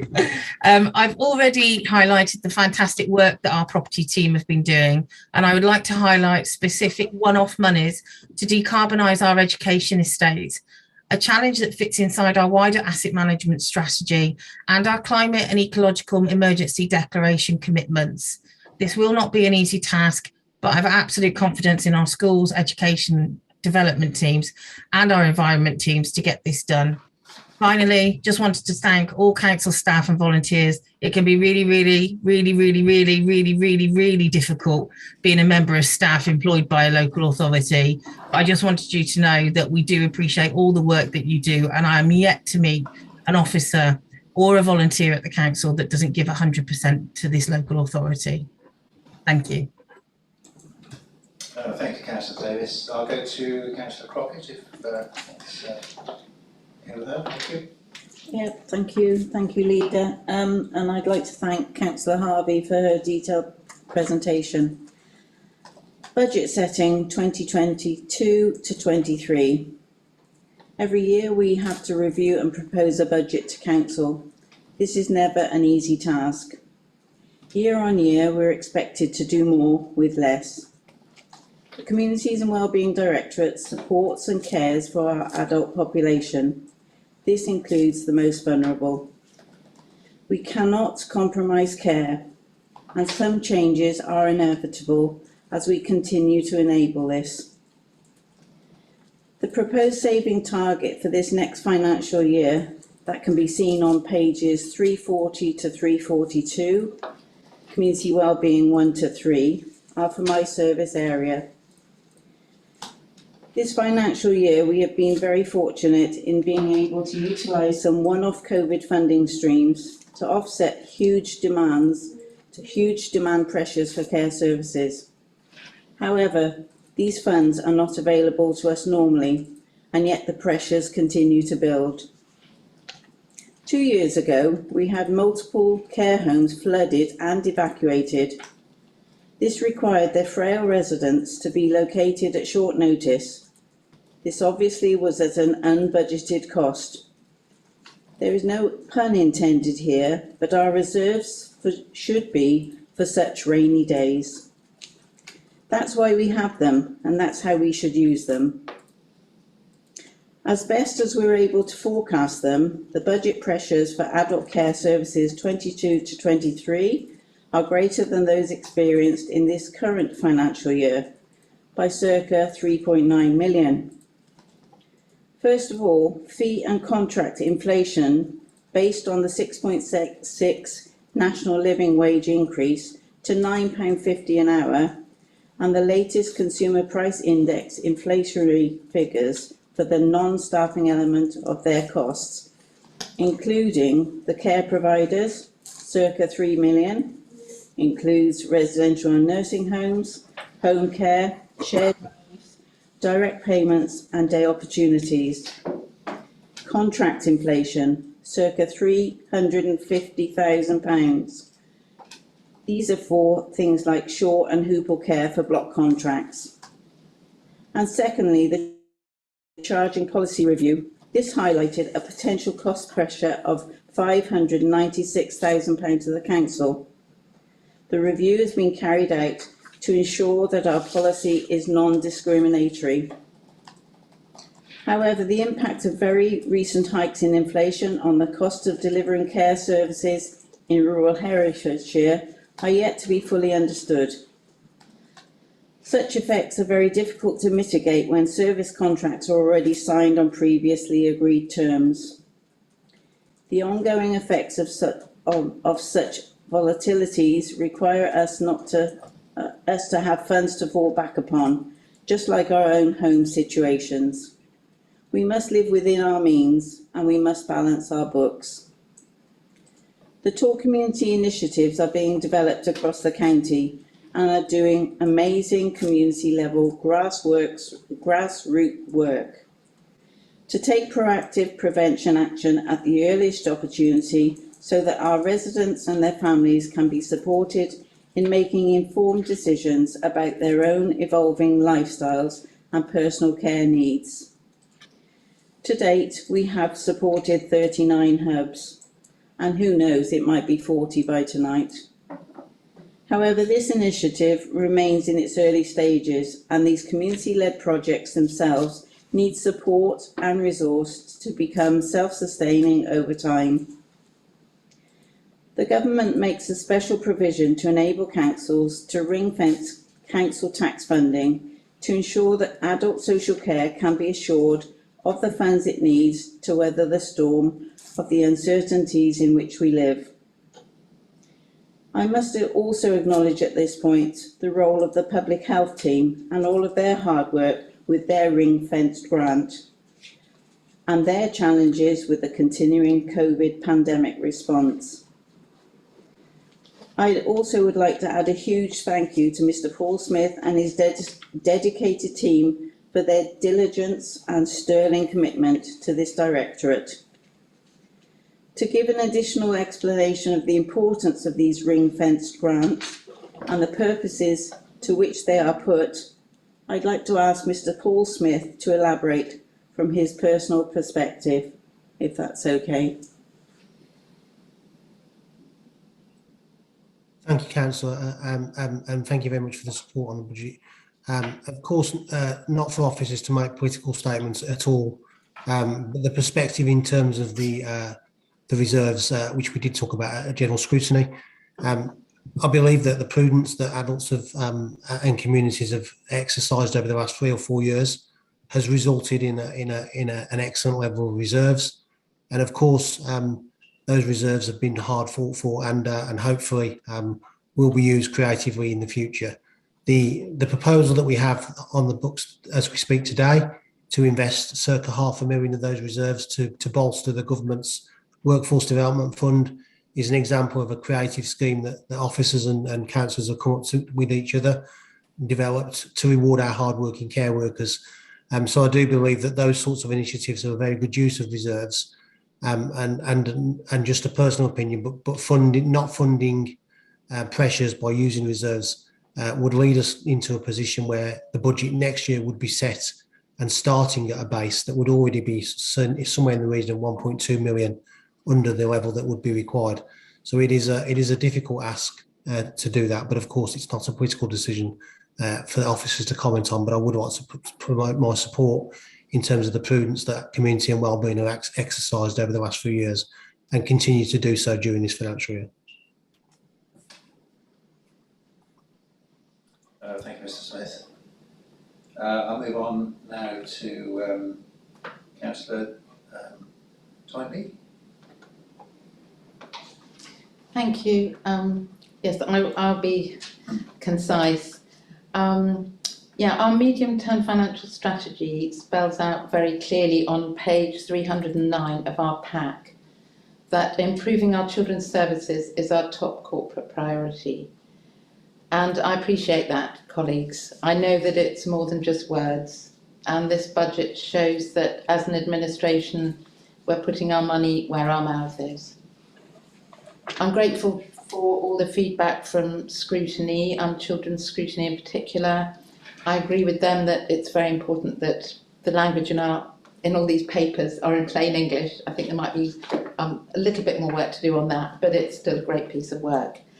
And also from children's scrutiny, I agree about the focus on early help and early years, and prevention is a focus in our improvement plan. It's really important. It's part of our long-term thinking, the importance of long-term thinking that maybe has been slightly lacking in the past. As you'll see from the savings target slides in the papers, the Children and Young People's Directorate is not planning to deliver savings this year. I'm unapologetic about that. There's been more than enough underinvestment in the past, and now is the time for investment. We've got to be ambitious and we've got to think long term. But I do realise that this has knock-on effects for the other directorates and my colleagues, where savings are having to be found. And I know what hard work it is for officers to find those savings. And given the hundreds of billions of pounds that our government sort of plays around with pretty carelessly and recklessly, I find it all pretty frustrating that we spend so many hundreds of hours, scraping back pounds here and there. So that's pretty galling. But our big budget, the children's budget, is increasing, and I'm very grateful for your support for that. There are backlogs to clear, there are one-off projects going on in terms of auditing, monitoring, and in a year or two, I expect the Directorate budget will settle down and will become more sustainable. A clear priority is naturally making sure that we have in place more stable permanent staff and clear career paths, and that's already in train. This in itself incurs costs, but I'm confident that the additional HR support that we have in the Directorate will provide value for money in recruitment, mentoring, exit interviews, workforce wellbeing, etc. They're all really important things to invest in. Just a couple of things to highlight in case the headings aren't self-explanatory. Firstly, in the line children's commissioning, until a few years ago, I assumed commissioning was basically the same thing as procurement, but a great deal comes under this heading. It includes placements of our young people, research, needs analysis, monitoring progress, service design, and so on. So a lot of our service delivery actually comes under the heading of commissioning. And another heading that may not seem self-explanatory is the voice of the child. And the services relating to that are following up on complaints or concerns that we've received, and we've invited local families to feed back to us, and I'm very pleased that they have. That incurs work, but it's very important work. Another piece of work under that heading is subject access requests, which is when people request access to the social care records of children in the council's current and historic care, and that's a lot of work as well. And very importantly, of course, is children's rights and advocacy, and making sure that we invest in the right long-term mechanisms and support to make sure that the children, young people and families are feeding back to us, that they know how to do it, that it's simple, that it's straightforward, and that we really listen to them. We listen to their feedback, and not just that they're telling us how they feel, but they are involved in designing our services as we go forward. So all these things are really important. And thank you for your support. I trust, colleagues, that you'll support these proposals. Thank you. Thank you, Councillor Toynbee. Councillor Jones? Thank you, Leader, and thank you, Councillor Harvey, for setting out so clearly the challenges that face this council in arriving at a balanced budget and in managing the incredible pressures that we face. So as Cabinet Member for Economy and Environment, my portfolio areas fall within the Economy and Environment Directorate, which is the one that is most squeezed in very many ways. You know, the majority of our base budget is spent, and rightly, on those statutory social care obligations that my colleagues have just spoken about. But it does mean that in the context of, you know, inflation, 5.4% at the moment, when we've only got a council tax increase of 3%, you know, we are trying to do the same things which are costing way more with far less money. And so that means that it's very difficult to put in proposals for additional things, no matter how urgently needed. And we still find ourselves in a situation where we are having to make more savings and shave more off a bone that is already pared back to the bone. And that's particularly frustrating in the context where we face not just the crisis of COVID, but also a climate and ecological crisis.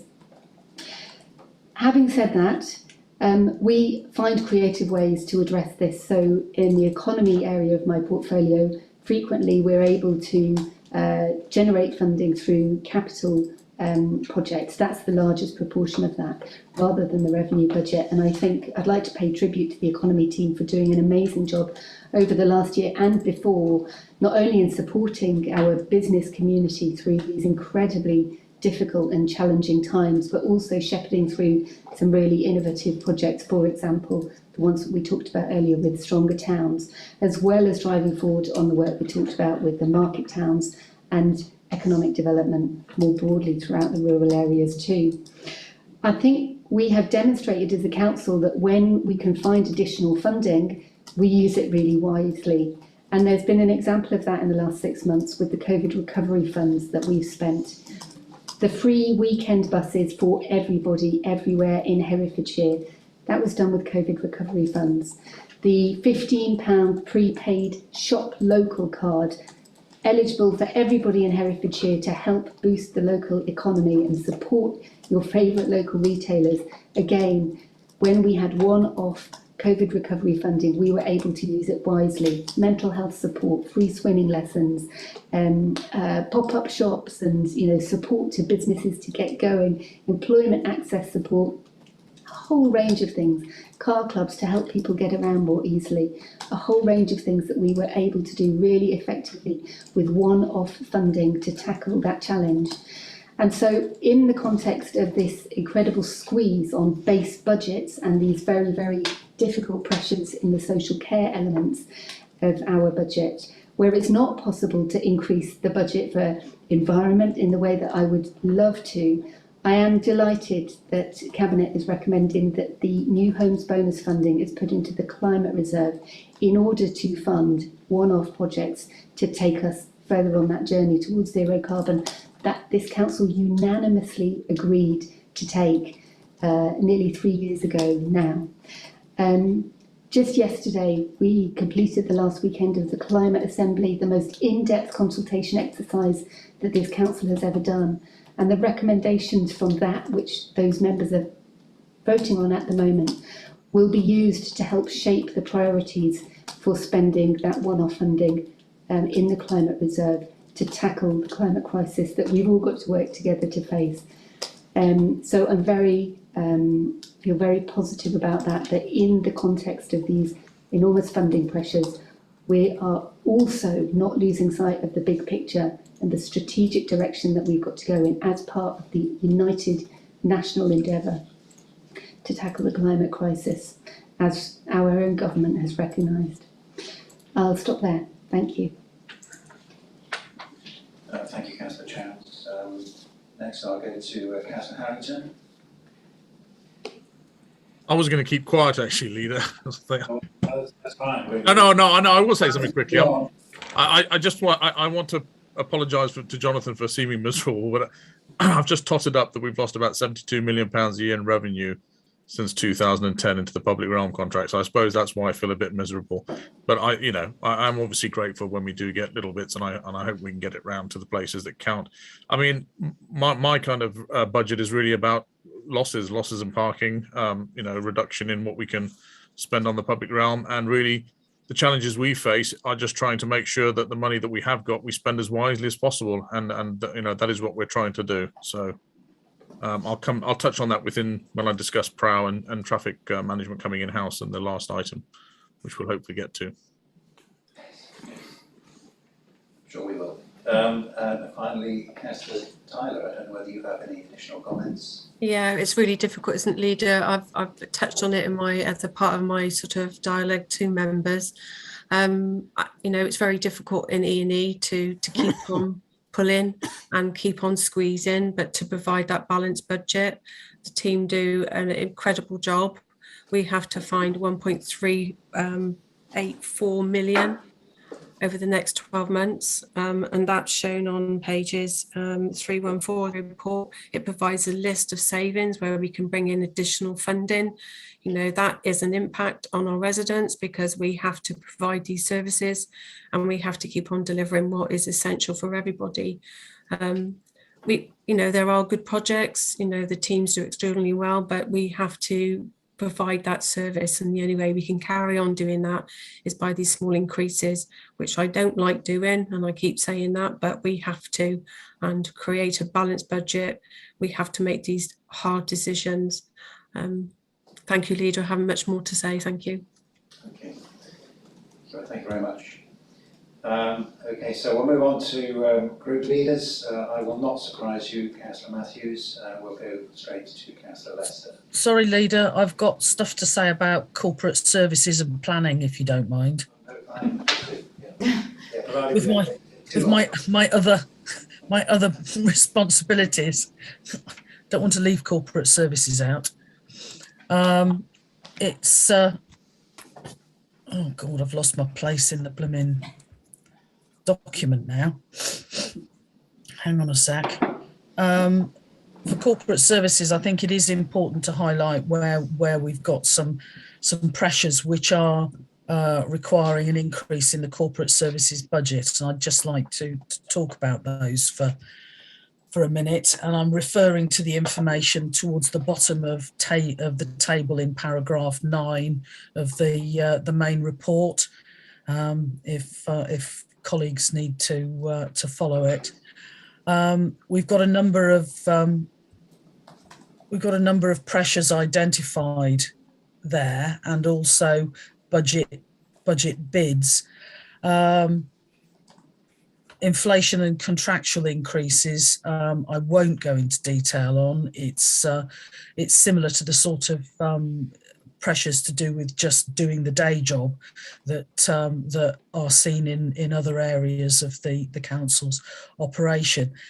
What I would like to do is to explain the investment, the proposal for legal services, where we have a legal services team which has been under complement for a long period of time, and as the council's operation and responsibilities shift, the requirement and the balance in terms of lawyers who specialise in different aspects of the law also changes. So a lot of work has gone into putting a plan together for how the legal team needs to be balanced to meet the needs of the council. And although the costs of the legal services team sit in the corporate area, the work that they do underpins just about every service area that this council has. So we carry the costs, but the benefits are delivered into the service areas, providing legal support and advice to frontline officers undertaking difficult duties, whether it's in enforcement, trading standards, environmental health, the social care areas of the council's operation, planning, the list goes on and on. So it does look like a significant investment. It is money well spent, and what it will do is balance out what has been significant spending that we have been having to make in bringing in external expertise to supplement the team. And I mean, that will always continue. There will be specialist areas of the law that we do need to buy in because it isn't core business for us. But we haven't got the balance in the team right at the moment, and this investment will be aimed at addressing that. And I'd also like to draw members' attention to the pressure in property services, which is a one-year pressure associated with it taking longer to resolve the cost issues in the property services area. And the cost of covering that for the coming year is being held in the corporate services area, although it will actually be offsetting costs which are being incurred in property, which has been brought into the corporate services area in order to be handled there rather than in economy and the environment as a directorate. And that's part of the restructuring that's gone on recently. So that's those are the highlights that I want to cover with a cabinet member hat on.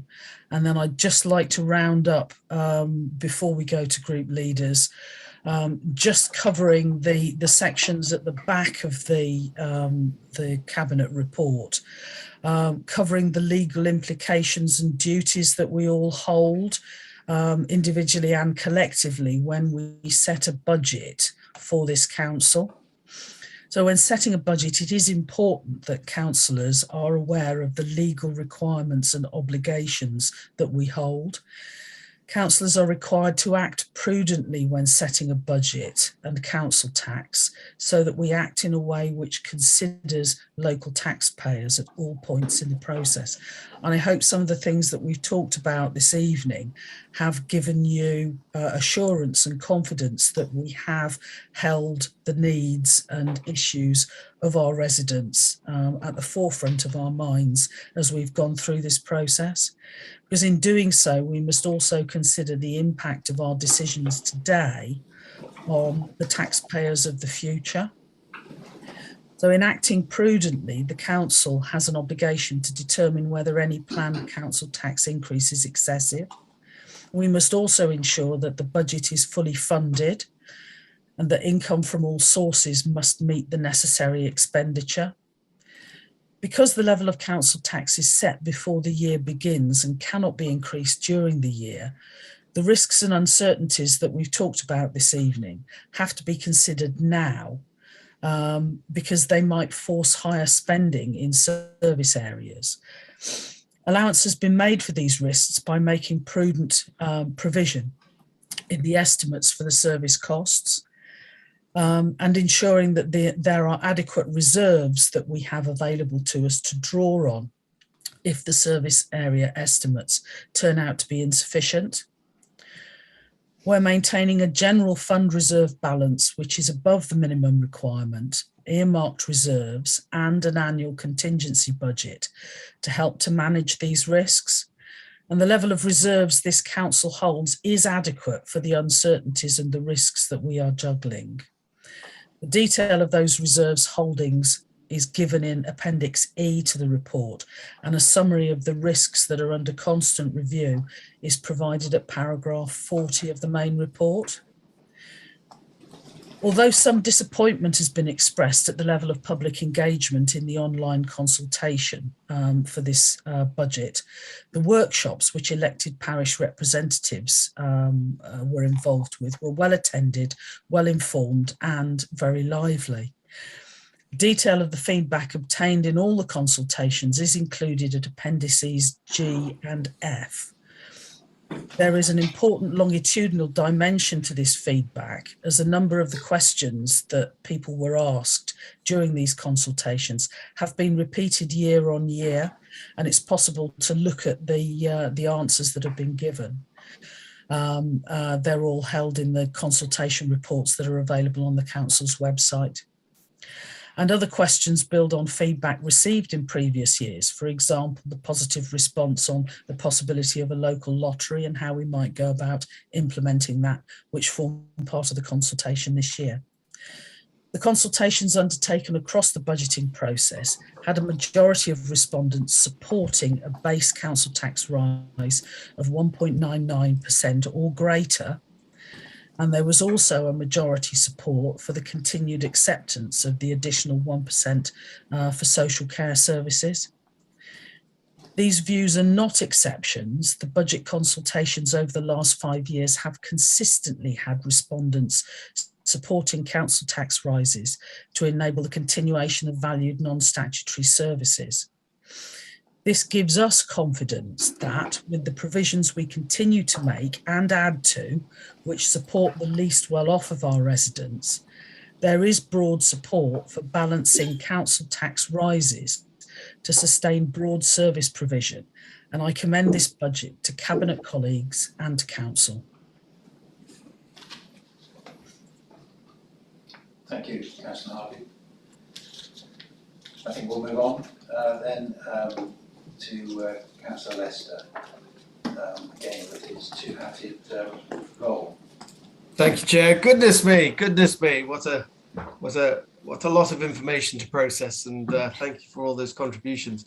The one point I would make, and it's to Councillor Harrington, and I ask him to come up with some agreement between the two of us, is that, and because it's an argument I've used myself and my party have used myself, and it's this reduction in the revenue support grant. It is dramatic how it's reduced, but I think we're going to have to agree on a cutoff date where we don't refer to it anymore, because the whole purpose of weaning local government off the revenue support grant was that council should be self-funding.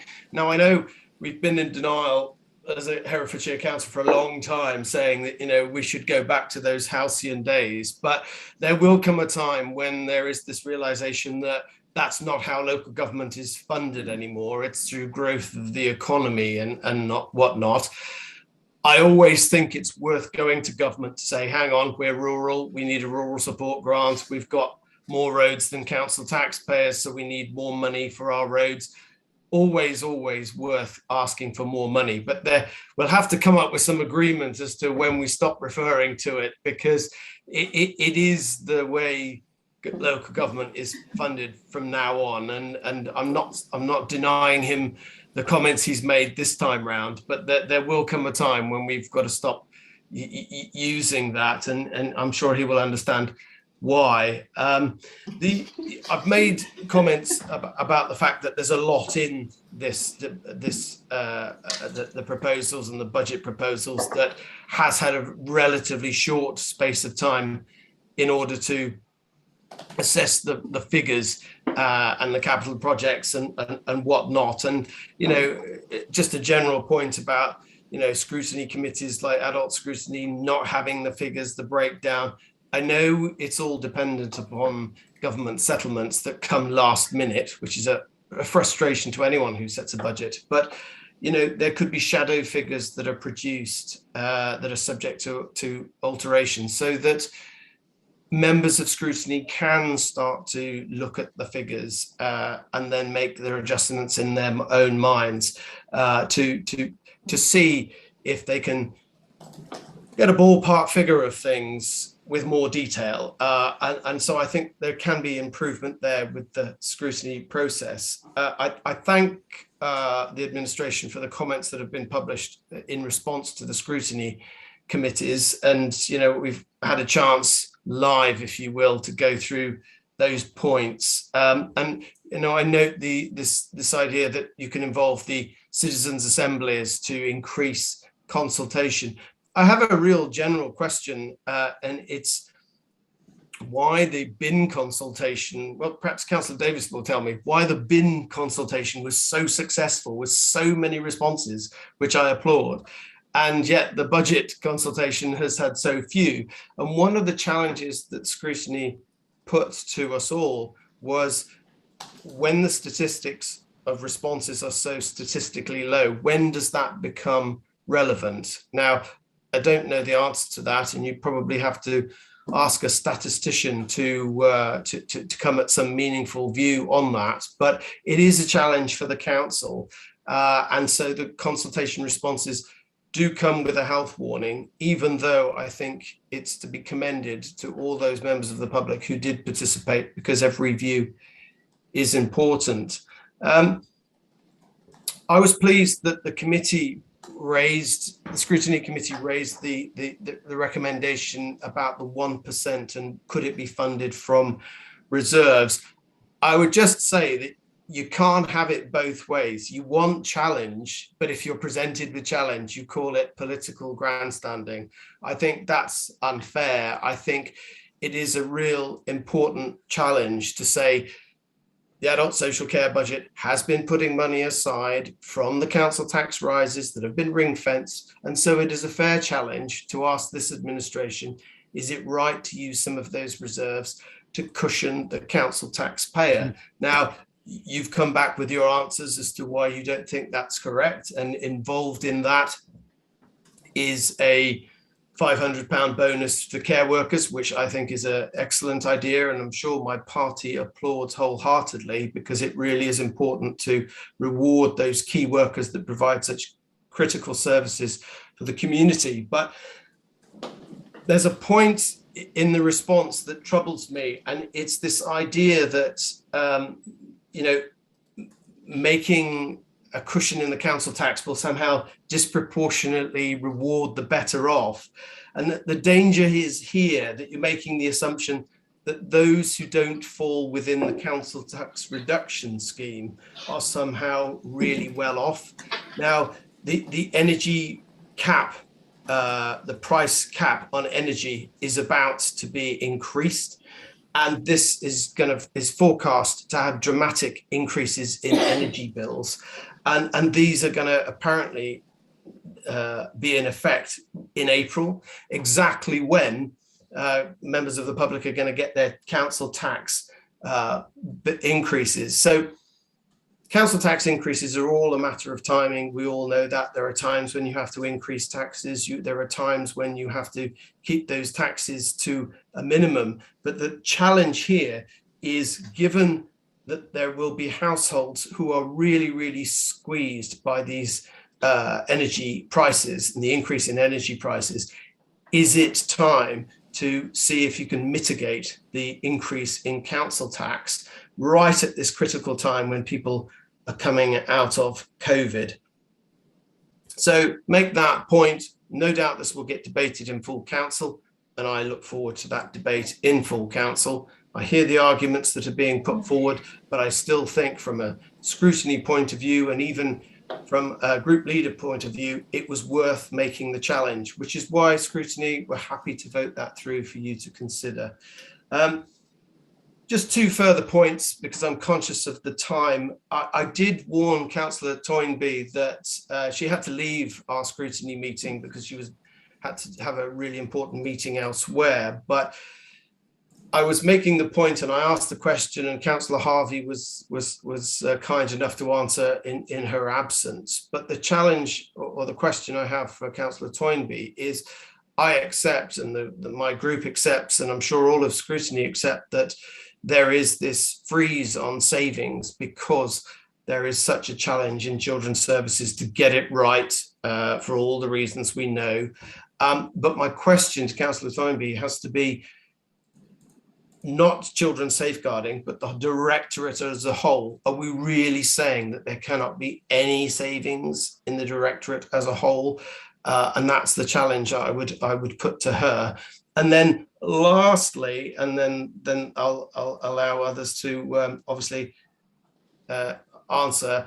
My other question would be, there is the proposal to charge householders for taking non-domestic waste to the recycling centres, to the tip, in essence. Now, we had our debate in scrutiny to say, well, that waste, if it's builder's rubble, a bath or something like that, that you've ripped out because you're renovating, that in itself isn't household waste, it's trade waste under the law. Well, members of the public won't see that distinction. They feel that they already pay for the service of taking stuff to the tip. And the challenge here is, are we really asking council taxpayers to pay twice to just get rid of stuff which comes out of their household? And is that really, really fair? So I'll leave it there, but thank you for allowing me to contribute. Thank you. Thank you, Councillor Lester. I note your offer to put a line under where this £100 million gap is concerned, and I can see a benefit for a ruling party such as the Conservatives to want to drop that. But as an independent group, I see no benefit for us in taking that argument off the table. It's convenient to being a national party. I think the benefit of being an independent local party is that we can continue to use that argument as long as it's got value. I'll turn now to Councillor Matthews. Yeah, thank you, Leader. I note that Cabinet members and everyone else frequently pointing out how difficult it is to balance the books, quite rightly, but they must remember that it's just as difficult for the hard-working public out there who are under severe pressures to be able to balance their books and keep food on the table and pay their bills. So value for money is the item which we should be looking at day in and day out. So I hope you keep up the pressure, Councillor Harvey, on that, because as you know, I've led on that issue for many years. If I could ask you, Councillor Harvey, please, on page 298, rural sparsity delivery grant of 5.353 million. Can you tell me whether that money has been used for the purpose of what it is intended, to provide an adequate and proper service to the rural community, or has it been offloaded elsewhere? Councillor Harvey, do you want to deal with that? Yeah, well, thank you, Councillor Matthews. I know how important value for money is to you, and you've been a champion of making sure that the money's spent properly and wisely and well over the years. And you know, I salute you for that. You've done a lot of campaigning and you know, uncovering things over the years. So please continue to do so and to challenge us. As far as the rural grants concerned, absolutely, it is used across the board to provide the additional cost support to deliver services that are more expensive to take out into the rural areas than they are in the urban. And I know that you know that very well from your years of service on the council. But yes, I can give you my assurance that we use that and we use it wisely and well to do everything that we can to make sure that that the services we deliver into rural areas are there and are providing the support that people need. And I'm hoping that getting some sustainability plans for rural areas will help us to better understand the evolving needs of our rural communities. Another quick question, Councillor Harvey. Back a little while ago, we had an economist come to address us and advise us on financial issues, and he didn't anticipate what's happened, the huge increase in interest rates and inflation. I know you said that you've taken this into consideration when preparing your budget. Are you absolutely confident that that you've got that fully addressed, and not knowing, having such an uncertain future of where those figures might go?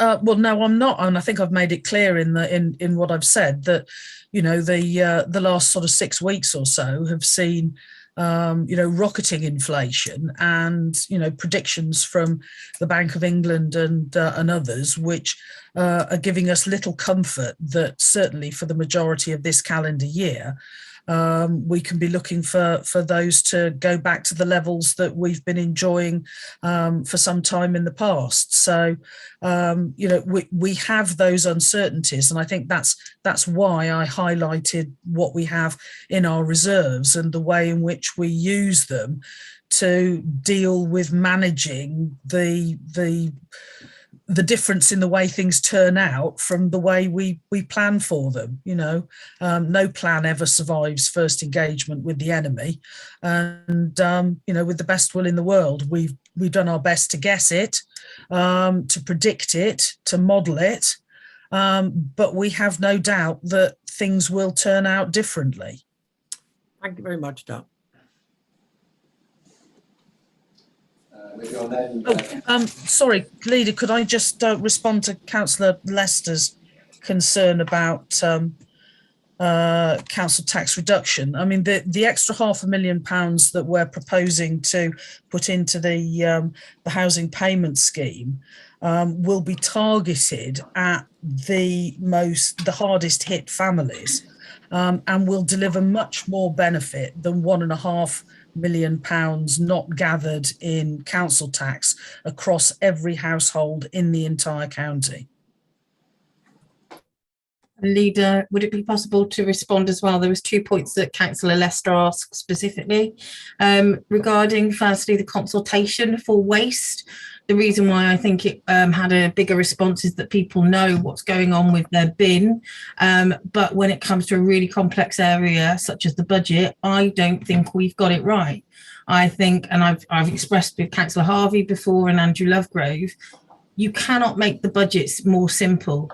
It has to be so that every single person can understand it. So I've took a sample out of the report for today and put it in a readability function on Google. And we're looking at really difficult to read. And that's just the basic report. So I think the key is that we're not getting it right. And I also think there's a huge mistrust when it comes to council tax and understanding where it's from. People thinking, well, the decisions have been made anyway. That's that first one. And the second one, just around the waste and specifically the non-household waste. I'd like to reverse that question that you asked me. Do we think it's right that every single council taxpayer in Herefordshire pays for waste that should be taken away by the people doing the work? And I don't think that's right. So actually what we're doing is ensuring that if it is non-household waste under the legislation, of which I know that you're aware, that they are paying the right amount for that. It's not double paying for taking your waste away. And as you're aware, it's a very minimal part of your council tax goes towards waste collection. So I would reverse that question. If it's a question levelled at me, I'm happy to respond. It was a rhetorical one. No response needed. I think the issue of consultation, I think we need to take that away and work with the scrutiny committee to work out a better way to consulting. If that means abbreviated budget or something, we should be looking forward to that. And I'm sure the issue of trade waste will be debated at the full council meeting when we come to it on the 11th of February, so we look forward to that. I'll move on, if I may, to Councillor Fagan. Yeah, thank you, Chair. And on behalf of the Greens, I'd just like to thank everybody who's worked towards putting this budget together. It's a hugely complex area. I'm sure the residents of Herefordshire are not going to be delighted that their council tax is increasing, and I think it's really important that we make it clear why. I think that the issue of the revenue support grant is an important one, because actually what the cuts have done is they've affected the most vulnerable in our society, and we can see that today, where the impact has been on children and vulnerable adults and the environment, actually. So it's really important that we look after these areas if we're going to support the future going forward, and that means that it's up to those of us that can actually afford to keep Herefordshire moving forward and afloat to do that. And you know, there is for those that cannot, there is a system there to pick them up. So I just wanted to let Councillor Crockett know that I may have initiated the 40th Talk Community Cafe. We'll be launching one in Llanwarn on Saturday, so that's really good news. You know, Talk Community is an excellent way of being able to explain to our rural residents how this process works and where their money is going and what kind of services are there to support them in Herefordshire through what are probably going to be quite difficult times. And I think raiding the reserves to support us through difficult times this year may leave us in a very difficult position next year, because the chances are that things are not going to improve. And likewise, the improvements that will come from the kind of waste services. I certainly hope that I won't be using nappies again in my adulthood, but that actually having a proper nappy service is actually something that will be excellent for the residents of Herefordshire and the environment. And finally, the new homes bonus being used towards the environmental work that we need to do in Herefordshire is a good way of using this funding in very difficult times, where we know that we have to focus on the environment, we have to focus on climate initiatives, and there's very little funding to do this. So it's a good use of that money. So thank you. Finally, Councillor Jinman. Yes, thank you very much, Leader. There's been some excellent points made by the party leaders tonight. The point being that even if I'm taking this up on behalf of the Independents for Herefordshire, this is a budget for the whole council. This is for all of us for the next year. And the immense amount of work that's been put into putting this together, I'm just amazed at the pages that have turned up. And indeed, that scrutiny, general scrutiny, produced a vast amount of comments as well. And we've had a supplementary tonight, which I think most of us would agree we haven't had time to consult with the rest of our councillors within our groups. But the content of it is first rate. The key in all of this, and simplifying budgets down, anybody who's been in business knows how hard it is to get a budget right. You try to put it right, you try to get to think of all the things that will happen. And then you set it up, and then before you know it, something alters and makes it difficult.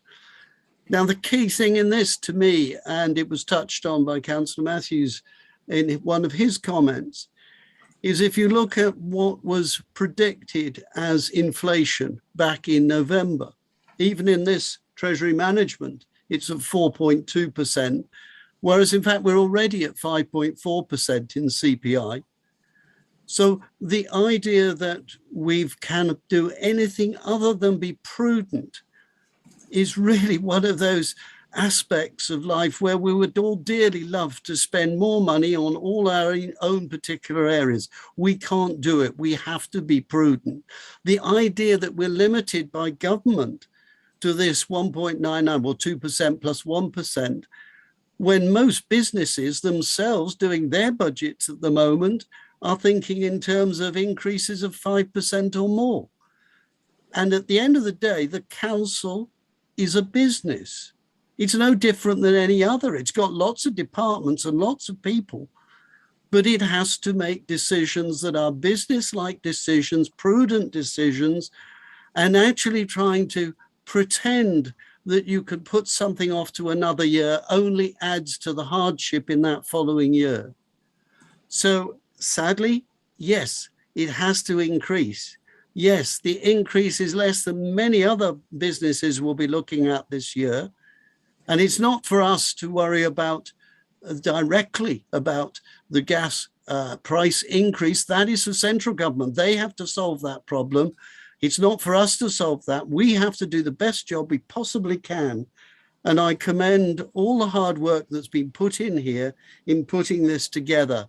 It is prudent. It's still caring. And I think that's important. And most of all, it shows that people are listening. Thank you. Thank you, Councillor Jinman. Councillor Swinglehurst, her laptop has closed down, so she's not available for the last session. So unless Councillor Harvey wanted to say any closing remarks. I propose moving on to the recommendation. Councillor Harvey? I think all I would do is draw members' attention to the slightly revised recommendations for this report, which are republished in the supplement. The only difference is that we had a formatting error in the report, and the executive's response to the scrutiny recommendations are not recommended on to full council. They are a decision for us to approve tonight, and all the other recommendations are as they stood in the original agenda papers, but will be being recommended forward to council. Thank you, Councillor Harvey. So the recommendation is as set out in the supplemental paper, Roman 1 to Roman 9, which is slightly different from the papers which were circulated to council. So, sorry, Leader. Yeah. Yes. Really sorry, it's Claire Ward here. I believe there is an amendment to recommendation IV as a result of it's in Appendix 4 of the supplement.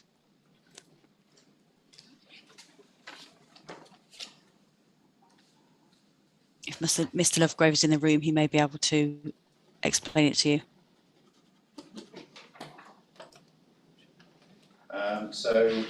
This is in the recommendation, Mr. Lovegrove. We've got on the second page is Roman 1, 2, 3, 4. There's a change to be made to one to the narrative, is there? Yes, could I suggest we add in a few more words of text at the end of, so we've got Appendix C. We can add in the words amended to include the additional funding proposals of £500,000 to be added to the discretionary housing payment scheme budget and £296,000 to be added to general reserves. I think that's clear to everybody here.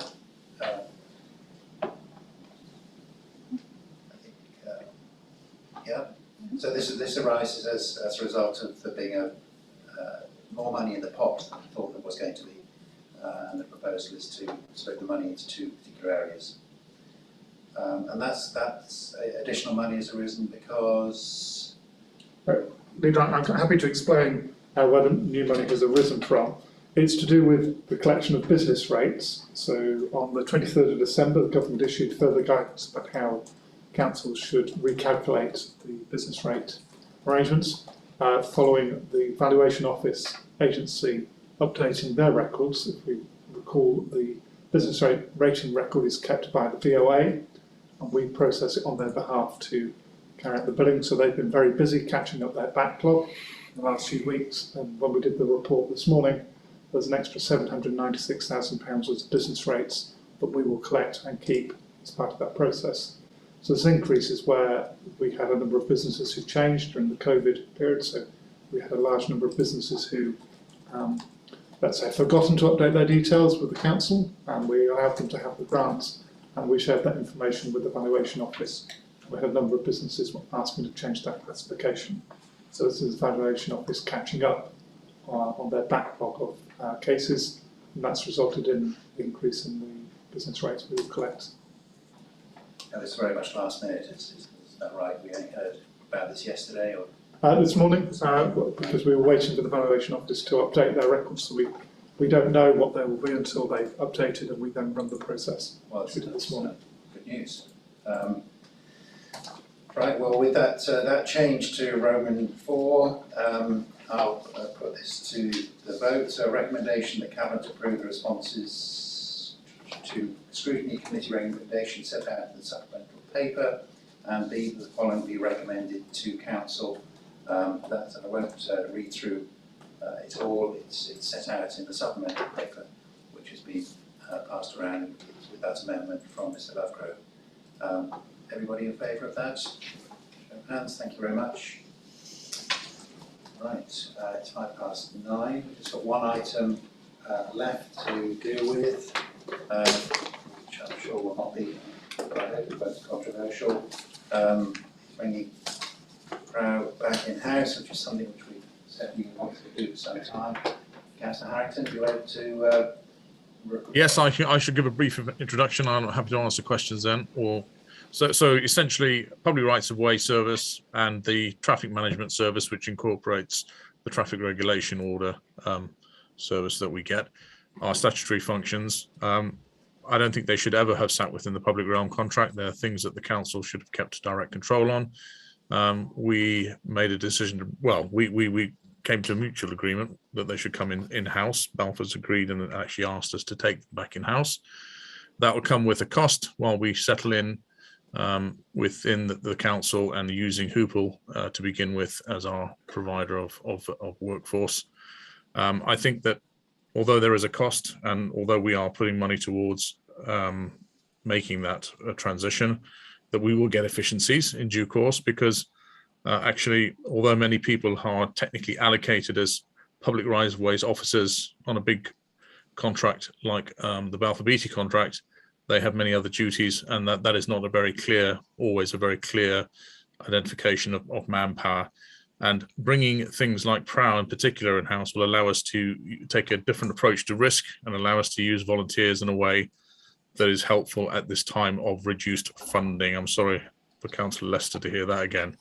But so I think generally everyone is in favour of this. I hope they are, and I'm happy to answer questions. Just finally, it is coming in a sense with a bit of a dowry. Councillor Harvey has kindly agreed to consider that we might have some extra funding to make sure we can tackle the backlog on TROs and to help set up our volunteer training and the public rights of way. I don't know about other cabinet members, but I think this will be welcomed by the parishes to whom I attend. The thought that members of the public can now go out and start helping restore the rights of way, I think will be warmly welcomed. It obviously needs to be properly managed, but I think it will be something which will be warmly welcomed by a lot of people. Any questions or comments from anybody? Councillor Davies.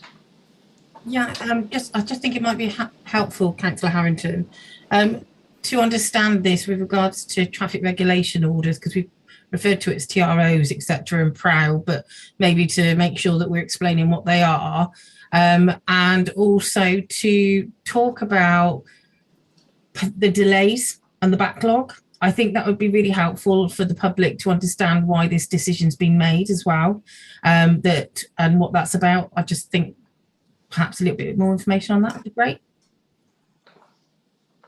And you're on mute. And I didn't do it. I was making really good sense for a change. So in relation to traffic management, under which the traffic regulation order team sits, that obviously any time that we wish to change or make a speed reduction, or a parish wishes to make a change to a speed limit or to a parking scheme, or perhaps a school, yellow lines outside of a school, they have to apply to our public realm contractor, who has limited funding, and they have to sit on a list which is judged against all sorts of criteria. But essentially, that list has grown to well over 120 schemes waiting to be assessed, and the funding for that is limited. We tend to use external providers, companies in Bristol, to do that work, and it tends to come with a budget with a cost per application, in a sense that becomes quite a large cost.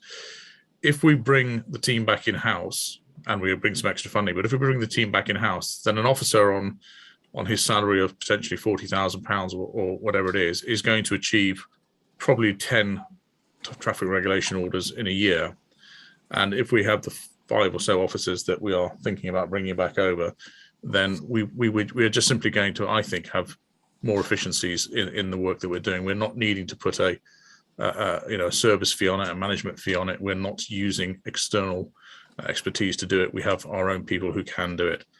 So I think that would make a big difference. And often people want something outside their school, outside their street, and they're pretty angry they've got to wait a long time for it. Sometimes they can't have it because actually it's not justified in any sense, but very often it is justified and they have to wait.